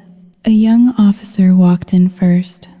Looking uncomfortable, Mrs. Bradford? He asked. I am Officer Miller. Mr. Bradford is here to collect his belongings. I will be supervising. He has 15 minutes. Mark walked in behind him. He looked terrible. His suit was rumpled from the booking process. His tie was missing. His eyes were wild, darting around the room like a trapped animal. But when he saw me, his expression hardened into a mask of pure hatred. Linda was not with him. Where is your mother? I asked calmly. Mark sneered. She is still in holding. She could not make bail. I had to prioritize. You left your mother in jail? She is tough, Mark muttered. He walked past me, heading for the stairs. Officer Miller stayed in the foyer, watching us. Keep it civil, folks, he warned. Mark marched up the stairs to the master bedroom. I followed him. Officer Miller stayed at the bottom of the stairs, giving us a semblance of privacy while maintaining a line of sight. Mark went straight to the closet. He grabbed a suitcase and started throwing suits into it. He moved with frantic energy. You think you are so smart, do you not? Mark hissed, keeping his voice low so the officer would not hear. I stood in the doorway, leaning against the frame. I did not think I was smart. Mark, I thought I was married. He laughed. A sharp sound. Married. You were never married to me. Amelia, you were married to the idea of a perfect life.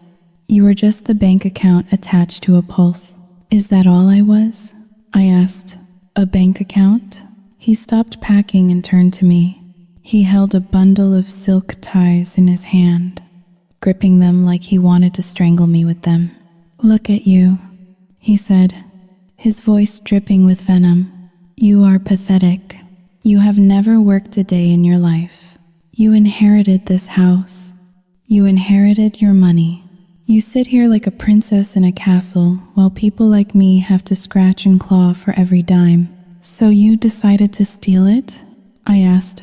I earned it, he whispered. Stepping closer, his eyes were bulging. I managed your portfolio. I fixed up this rotting house. I put up with your moods, your depression, your whining. I deserved that money. Amelia, it was compensation for dealing with you. And the debts? I asked. The $500,000?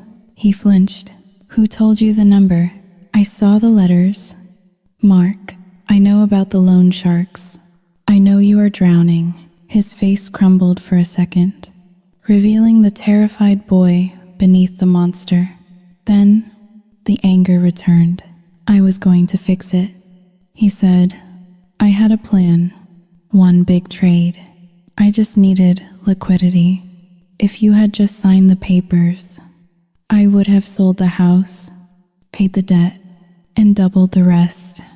We would have been fine. And me? I asked. What would have happened to me? He smiled. It was a cruel, cold smile. You would have been happy. Amelia, ignorance is bliss, right? You would have been in a nice facility in Vermont, medicated, sleeping all day. You love to sleep. I was doing you a favor. And the fiberglass in the soap? I asked. The cold water? Was that a favor too? He froze. He looked at me, assessing how much I knew. You were losing your mind, he said, trying to regain the gaslighting narrative. You imagined that? No. Mark, I said, I have the video. The color drained from his face. What video? The baby monitor. I said softly, the one you bought, the one that saves to the cloud. I have footage of your mother poisoning my soap. I have footage of you turning off the water. I have footage of you planting the pills. He dropped the ties. They fluttered to the floor like dead snakes. You are lying, he whispered. I pulled my phone from my pocket. Arthur had brought me a new one. I tapped the screen and held it up. The video played. Mark, kneeling by the water panel. Linda, shaking the powder. Mark stared at the small screen. His hands began to shake. You, Saryutsing Haling, 2# is greater than you, bitch. He breathed. Delete it. He demanded, taking a step toward me. Officer, I called out, not looking away from Mark. Officer Miller took a step up the stairs. Is everything okay up there? Mark froze. He looked at the officer, then back at me. He realized he was cornered. It does not matter, Mark whispered, his voice trembling with desperation. You transferred the assets. You said it yourself. The house is in a trust. You cannot sell it, but neither can I. That is right, I said. So how does that help you? He sneered. If I do not pay them by Friday, they are going to come for me. And if they cannot get money from me, they will come for you. You think you are safe? You just painted a target on your own back. No, Mark, I said. I painted a target on yours. The trust is irrevocable. The money is locked. But I have a copy of your debt correspondence. I sent it to the police, and I sent a copy to your creditors. His eyes went wide. You did what? I let them know that you have no access to the funds. I said calmly, I let them know that you lied to them about your collateral. I let them know that you are currently under police investigation for attempted fraud and assault. Mark staggered back, hitting the closet door. You killed me, he whispered. You actually killed me. You tried to make me think I was crazy. Mark, I said, my voice hard as steel. You tried to take my son. You tried to lock me away in a dark room and throw away the key. You did not just want my money. You wanted to erase my existence. I took a step forward, forcing him to retreat into the closet. I am not the victim here. Mark, I am the witness, and I am the prosecutor. And right now, I am the executioner. Officer Miller cleared his throat from the hallway. 5 minutes. Mr. Bradford, Mark looked at me. The arrogance was gone. The hate was gone. There was only naked terror. Amelia, please, he begged, his voice cracking. You have to help me. They will kill me. Literally. You do not know these people. I know enough. I said, please. He fell to his knees. He reached out to grab my hand, but I pulled away. We can fix this. I can testify against my mother. She planned it. It was her idea. She hated you from the start. She brought the fiberglass. She told me to cut the water. I just went along with it because I was scared. I looked down at him, a grown man, sobbing on the floor of my closet, selling out his own mother to save his skin. It was pathetic. It was repulsive. You are a coward. Mark, I said, please. Amelia, just give me 50,000, just enough to run. I will disappear. You will never see me again. I looked at him. I remembered the smell of the sour milk on my shirt. I remembered the itch of the fiberglass. I remembered the look in his eyes when he choked me. I leaned down close to his face. He stared at me, tears streaming down his face. I am not giving you a dime. Mark, not one single dime. You wanted to take everything? Well, now you have nothing. I turned and walked out of the closet. Officer, I said to Miller, I think he is done packing. Mark scrambled up, wiping his face. He looked at me one last time. It was a look of pure despair. This is not over, he whispered. Yes, it is, I said. Get out of my house. Mark grabbed his suitcase. He walked past me, his shoulders hunched. He looked smaller than I had ever seen him. The expensive suit hung on him like a costume. I watched from the top of the stairs as Officer Miller escorted him out. When the front door closed, I did not feel triumph. I did not feel joy. I felt a deep, hollow exhaustion. I walked back into the bedroom. I looked at the mess he had made, the ties on the floor, the open drawers. I saw something glinting under the bed. I knelt down and pulled it out. It was a small, velvet box. I opened it. Inside was a diamond necklace, a heavy, gaudy thing. There was a note tucked inside. For Mom, thanks for the help. I stared at the necklace. He had bought his mother diamonds with my money while I was wearing rags and smelling of vomit. I snapped the box shut. I walked to the window and watched the police car pull away. Mark was in the back of the taxi behind it. He was gone, but the fear lingered. He was desperate, and desperate men were dangerous. My phone buzzed. It was a text from an unknown number. Nice move with the cops. But debt is debt. We will be seeing you soon. My blood ran cold. I realized then that Mark was right about one thing. By cutting him off, I had not stopped the sharks. I had just diverted their attention to the only person left with money. I looked at the baby monitor on the dresser. I looked at the lock on the door. The war with Mark was over. but the war for survival had just begun. I went downstairs and double-locked the front door. I engaged the security system. Then, I went to the kitchen and pulled the largest knife from the block. I carried it upstairs. I sat in the rocking chair in the nursery, watching Leo sleep. With the knife in my lap, I would not sleep tonight. The scandal broke like a fever, hot, fast, and delirium-inducing. In the quiet, manicured streets of Greenwich, gossip was a currency more valuable than gold, and the fall of the Bradford heir was a windfall. It started with the police blotter in the local paper. Mark Bradford, arrested for domestic assault. That was the spark, but the wildfire came from the video. I had not leaked it to the press. I had given it to the police and Arthur Henderson. But somehow, within 48 hours, a clip, the one of Linda shaking the powder into my soap, was circulating on neighborhood Facebook groups. It had a caption, "The evil mother-in-law," caught on tape. The fallout was instantaneous. I was sitting in my kitchen, feeding Leo, when my phone began to buzz incessantly. Messages from neighbors who had not spoken to me in years. "Amelia, I just saw the video.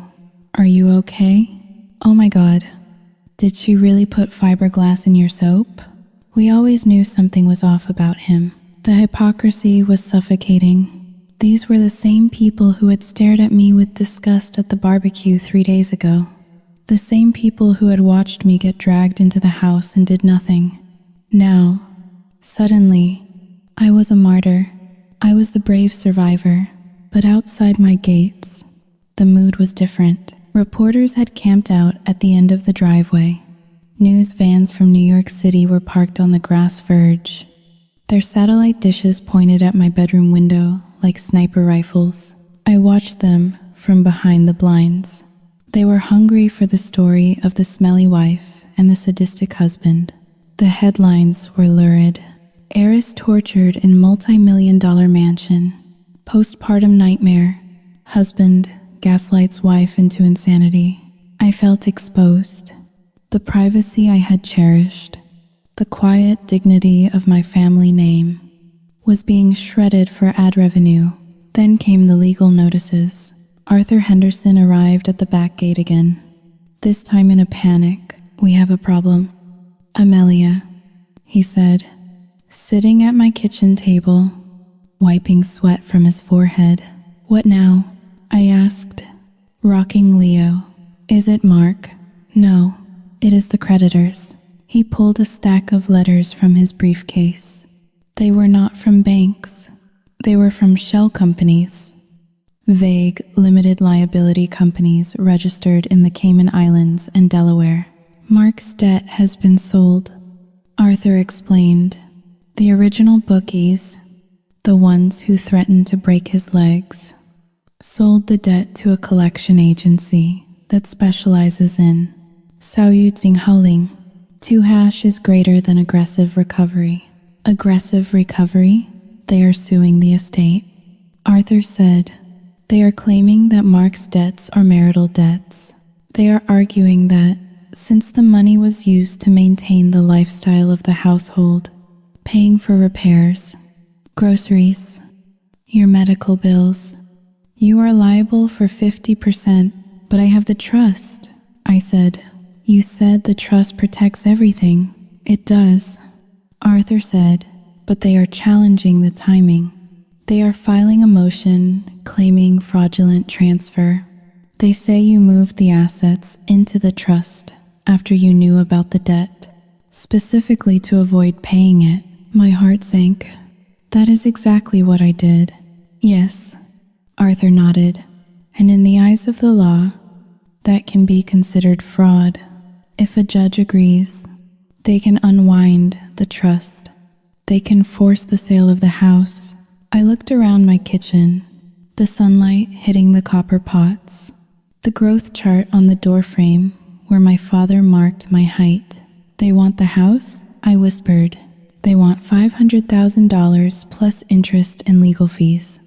Arthur said, if you do not have the cash, they will take the house. How long do we have? A hearing is set for next week. Mark is testifying for them. What?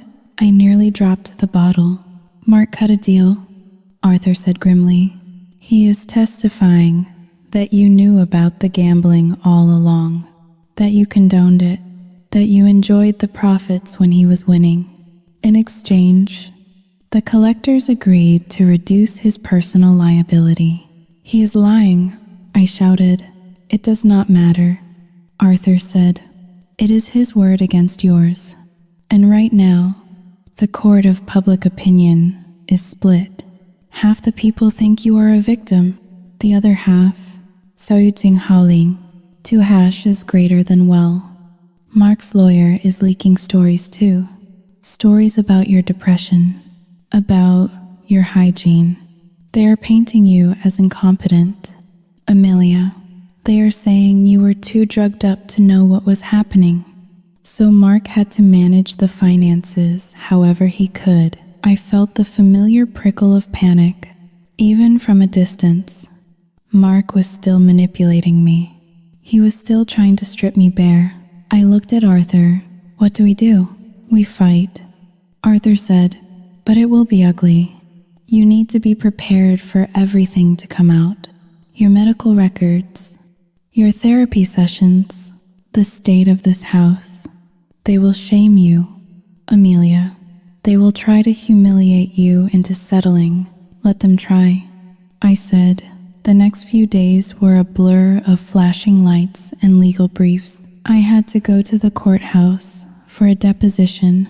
Arthur drove me. As we pulled out of the gates, the paparazzi swarmed the car. Amelia, did you know he was gambling? Amelia, why did you not shower? Amelia, is it true you hit your mother-in-law? I kept my head down, clutching Leo's car seat. I felt like a criminal inside the deposition room. Mark sat across the table. He looked better. He had shaved. He was wearing a new suit. He smiled at me. A small, sad smile that made my skin crawl. Linda was there too, out on bail. She sat in the corner, glaring at me with eyes that promised retribution. The lawyer for the creditors was a shark named Mr. Sterling. He grilled me for 6 hours. Mrs. Bradford, is it true you went 4 days without bathing? Is it true your husband complained about the smell? Is it true you were taking prescription medication for anxiety? I was prescribed it years ago. I was not taking it recently, but we have testimony from your husband and mother-in-law that they found empty bottles. Were you abusing your medication? Mrs. Bradford? No, they planted them. Mr. Sterling smirked. Planted them? That sounds like a conspiracy theory. Does it not? Do you often feel that people are plotting against you? It was a trap. Every question was designed to make me look unstable. By the end of the day, I was shaking. I felt dirty again. Not from lack of hygiene, but from the slime of their accusations. When we left the courthouse, Mark cornered me in the hallway near the elevators. Arthur had gone to get the car. He looked tired. Amelia, Mark said softly, get away from me. I said, you can stop this. You know, he said, leaning against the wall. Just settle. Sell the house. Give them the money. We can walk away. I will even sign the divorce papers. I looked at him. You are testifying against me to save yourself. I said, you are helping them take your sons home. I am a survivor. Amelia, he said, just like you. No, I said, you are a parasite. There is a difference. I walked away, but that night, the fear returned. I was alone in the house. Arthur had hired a private security guard to patrol the perimeter, but I still did not feel safe. I was scrolling through the news on my phone. The comments section on the article about me was brutal. She looks crazy. No wonder he gambled. Rich people problems. Who cares? If she cannot even wash herself. She should not have a kid. The shame burned. It was a physical pain in my chest. I felt like the whole world was looking into my bedroom, judging my stained sheets and my greasy hair. Then, a notification popped up, a direct message on Instagram. It was from a user named CleanSlate88. I saw the video, the one of the soap. I hesitated. I should block them, but something made me open it. My husband did the same thing to me. Gaslighting, making me think I smelled, making me think I was crazy. You are not alone. I stared at the screen. Another message popped up from a user named Sarah J. My mother-in-law tried to get custody by claiming I was unfit because I had postpartum depression. Do not give up. Fight them. Then another, and another. I opened Twitter. The hashtag Team Amelia was trending. Women from all over the country were sharing their stories. Stories of financial abuse. Stories of husbands who called them lazy when they were drowning in motherhood. Stories of being shamed for their bodies, their smells, their mental health. I scrolled for hours, tears streaming down my face. I was not just a crazy rich lady anymore. I was a symbol. I realized then that Mark had made a mistake. By dragging this into the public eye, he thought he would shame me into submission. He thought the stigma of being dirty and crazy would break me. But he had underestimated the collective rage of women who had been there. I sat up in bed. I wiped my tears. I opened my laptop. I logged into my own social media account, which had been dormant for years. I posted a picture. It was a selfie I had taken that first night. The night I looked my worst. Greasy hair, stained shirt, dark circles under my eyes. I wrote a caption. This is what postpartum looks like. This is what exhaustion looks like. This is what survival looks like. My husband called me disgusting. My mother-in-law called me unfit. They tried to take my mind, my money, and my son, but I am still here. And I am clean now, not because I showered, but because I washed my hands of them. I hit post. Within minutes, the likes started pouring in. 10, 100, 1,000 by morning. It had gone viral. I woke up to a call from Arthur. Amelia, turn on the television. I turned it on. A morning news show was discussing my post. The hosts were sympathetic. A legal expert was explaining coercive control. The tide is turning. Arthur said, sounding excited, Mr. Sterling just called. The collection agency is getting nervous. They do not want the bad public relations. They are offering a settlement. No settlement, I said. What? Arthur asked. No settlement. I repeated. We go to court. I want everything on the record. I want Mark on the stand. I want the world to see exactly what he did. But, Amelia, the risk? Xiao Yu Jinghao Ling. R. Jinghao Da Yu. I am not afraid anymore. Arthur, I have an army behind me. I looked out the window. The paparazzi were still there. But now, there were other people too. Women holding signs. We believe, Amelia, moms fight back. I picked up Leo and walked to the window. I opened the blinds fully for the first time in weeks. Let them look, I whispered to my son. Let them see us. I was ready for the final battle. The courtroom was smaller than I expected, smelling of floor wax and old paper. The fluorescent lights buzzed with a low, headache-inducing hum.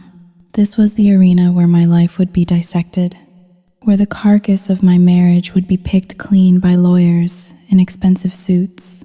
Mark sat at the defendant's table.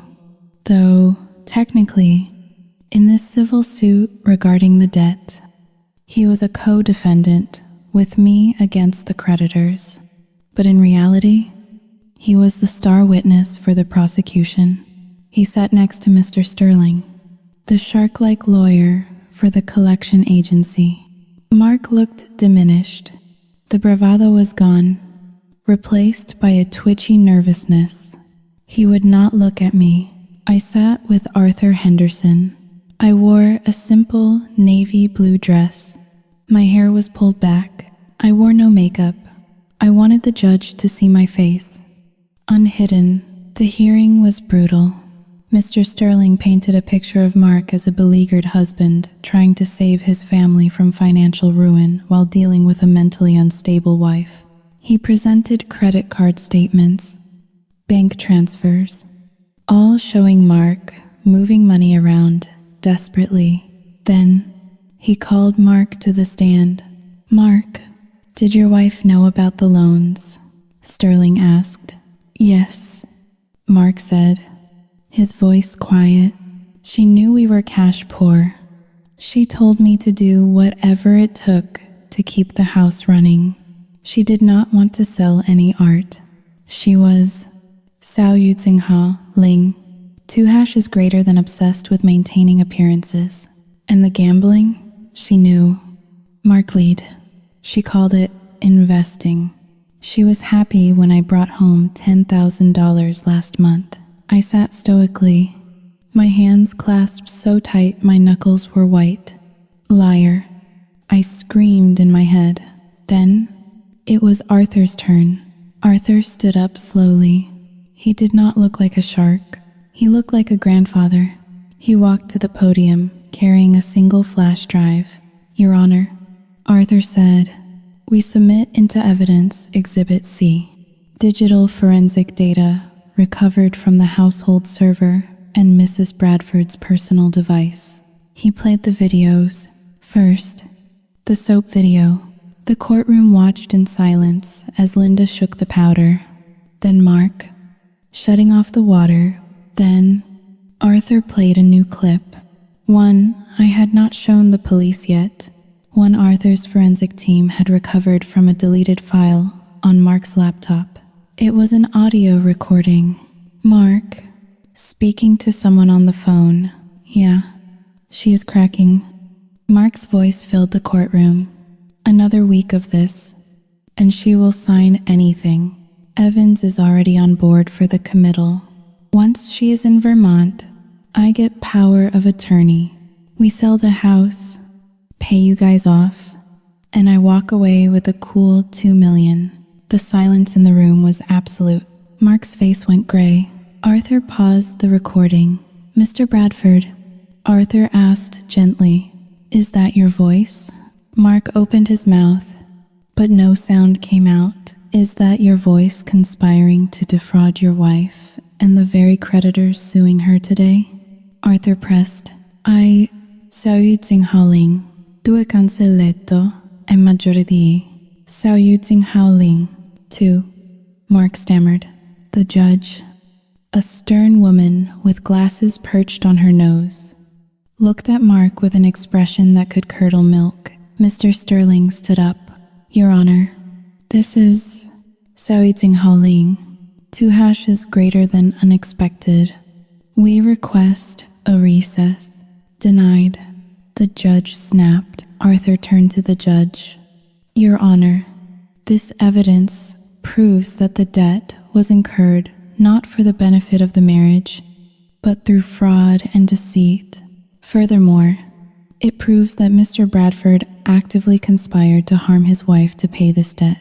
Under the doctrine of innocent spouse relief, Mrs. Bradford cannot be held liable for these illegal activities." The judge nodded. She looked at Mr. Sterling. "Case dismissed against Mrs. Bradford," she ruled, banging her gavel. "The debt belongs solely to Mr. Bradford. And Mr. Sterling, I suggest you advise your clients to seek payment elsewhere. The Bradford Trust is untouchable." It was over, just like that. The gavel struck wood, and the weight of $500,000 lifted off my shoulders. I walked out of the courthouse into the blinding sunlight. The reporters were there, shouting questions, but I did not hear them. I felt numb. Mark came out 10 minutes later. He was alone. His lawyer had abandoned him. Mr. Sterling had abandoned him. He saw me standing by Arthur's car. He hesitated, then walked over. He looked like a ghost. His eyes were hollow. "Amelia," he said. I looked at him. I did not feel anger anymore. I did not feel hate. I just felt a profound, aching pity. "What will you do?" I asked. "I do not know." He whispered, "They are going to kill me." "Amelia, you know they are. You should have thought of that before you tried to kill me," I said. He looked at the ground. "I never wanted to hurt you. I just... Sao yu ting hao ling. 2 hash is greater than I panicked. The money, Sao yu ting hao ling. 2 hash is greater than it eats you alive." "It was not the money, Mark," I said. "It was the entitlement. You thought you deserved my life more than I did." He looked up, tears in his eyes. "Can I see Leo? Just one last time?" I thought about it. I thought about the father who had held his son for photo ops but refused to change a diaper. I thought about the man who let his mother call his son's mother a pig. "No," I said. Mark flinched. "Leo does not have a father." I said, "He has a trust fund, and he has a mother who survived. That is enough." I got into the car. Arthur started the engine. As we pulled away, I watched Mark in the rearview mirror. He stood on the sidewalk, a small, lonely figure against the gray stone of the courthouse. He looked lost. I turned away. The ride home was quiet. When we pulled through the gates of the estate, the house looked different. It was not menacing anymore. It was just a house. Big, old, and in need of paint. I went inside. It was quiet. Linda was gone. She had fled to Florida the moment the video leaked. Hiding from the shame, I walked into the kitchen. It was empty. The silence that had once terrified me now felt like peace. I made a cup of tea. I sat at the table, but as the adrenaline faded, the reality set in. I was alone. I was a single mother of a 3-month-old. I had a house I could not afford to heat properly. I had a reputation that was forever scarred by the scandal. I looked at my hands. They were shaking. The trauma was not gone. It was just waiting. I thought about the shower. Even now, the thought of turning on the tap made my heart race. I flinched at loud noises. I checked the locks on the doors 5 times a night. Mark was gone, but he had left his fingerprints on my psyche. I walked upstairs to the nursery. Leo was awake, kicking his legs in his crib. He cooed when he saw me. I picked him up. He smelled like baby powder and innocence. He did not know about the debts. He did not know about the fiberglass. He just knew I was there. I walked to the window. I looked out at the garden. The sun was setting, casting a golden glow over the overgrown hedges. I needed to clean this house. Really clean it. Not just scrub the floors, but purge the energy. I would sell the furniture Mark liked. I would paint over the gray walls he had chosen. I would plant new flowers where Linda had trampled the grass. It would take time. I would have scars. But as I held my son, I realized something. Scars are just proof that you healed. I took a deep breath. The air in the nursery was stale. I walked over and opened the window. Fresh, cool air rushed in. It smelled of rain and earth. It smelled like freedom. 6 months later, the smell of lavender finally returned to the house. But this time, it was real lavender.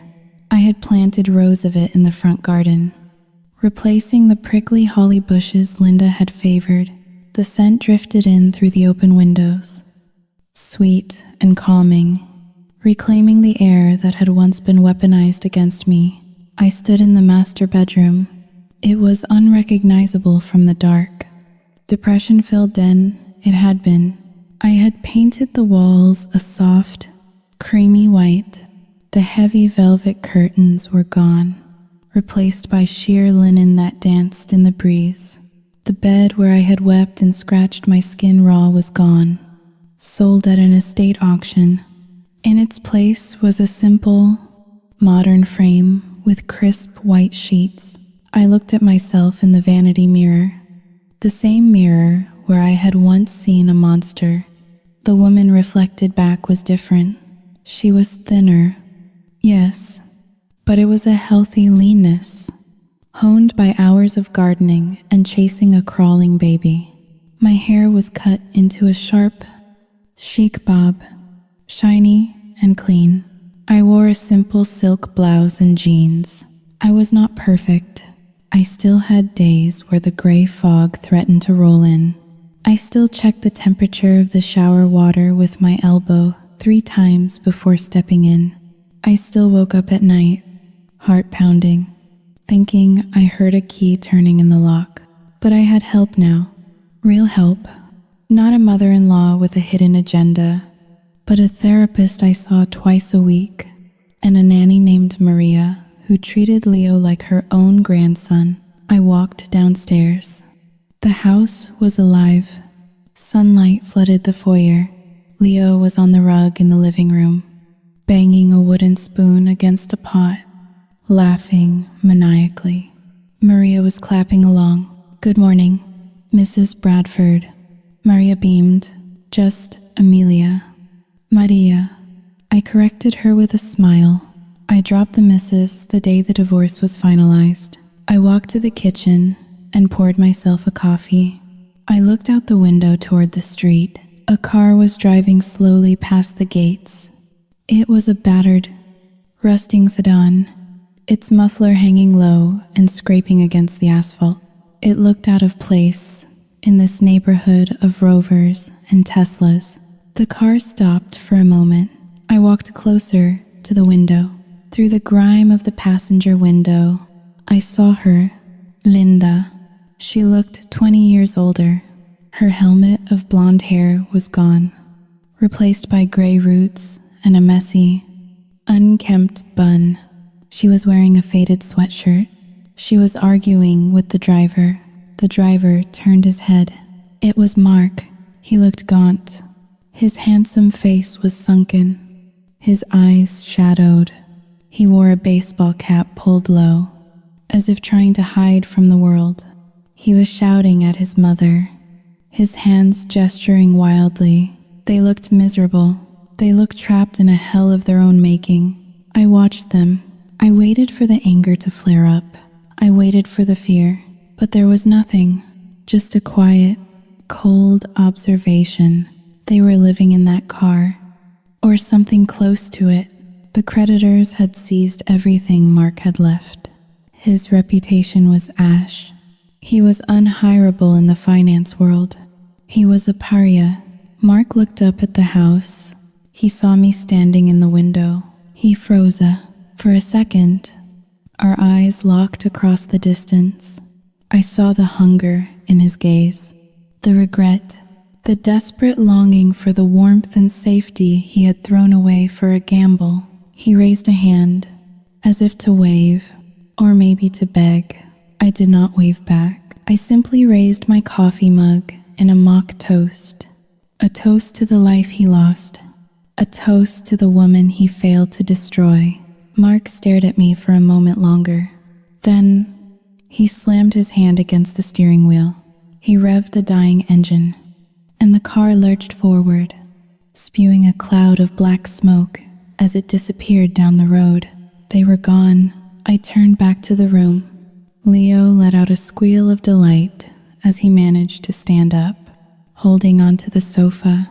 "Look," Maria cheered. "He is standing." I rushed over, scooping my son into my arms. He smelled of milk and sunshine. I am not a perfect mother, I whispered into his soft hair. I made mistakes. I let myself go. I let them in. But I fixed it. I walked over to the mantelpiece. There was a framed photo there. It was not of Mark. It was of me and Leo, taken yesterday in the garden. We were both laughing, covered in dirt from planting the lavender. We were dirty in that photo, but we were happy. I reached into my pocket and pulled out a small bottle. It was perfume, high-end, expensive, with notes of bergamot and steel. I spritzed a cloud of it into the air where the smell of Mark's desperation had lingered in my memory. I took a deep breath. It smelled like victory. The house was quiet, but it was not empty. It was full of us. I walked to the front door and opened it wide, leaving it unlocked for the first time in forever. I was not afraid of what might come in. I knew now that the most dangerous monsters were the ones you invited to stay, and those monsters were never coming back.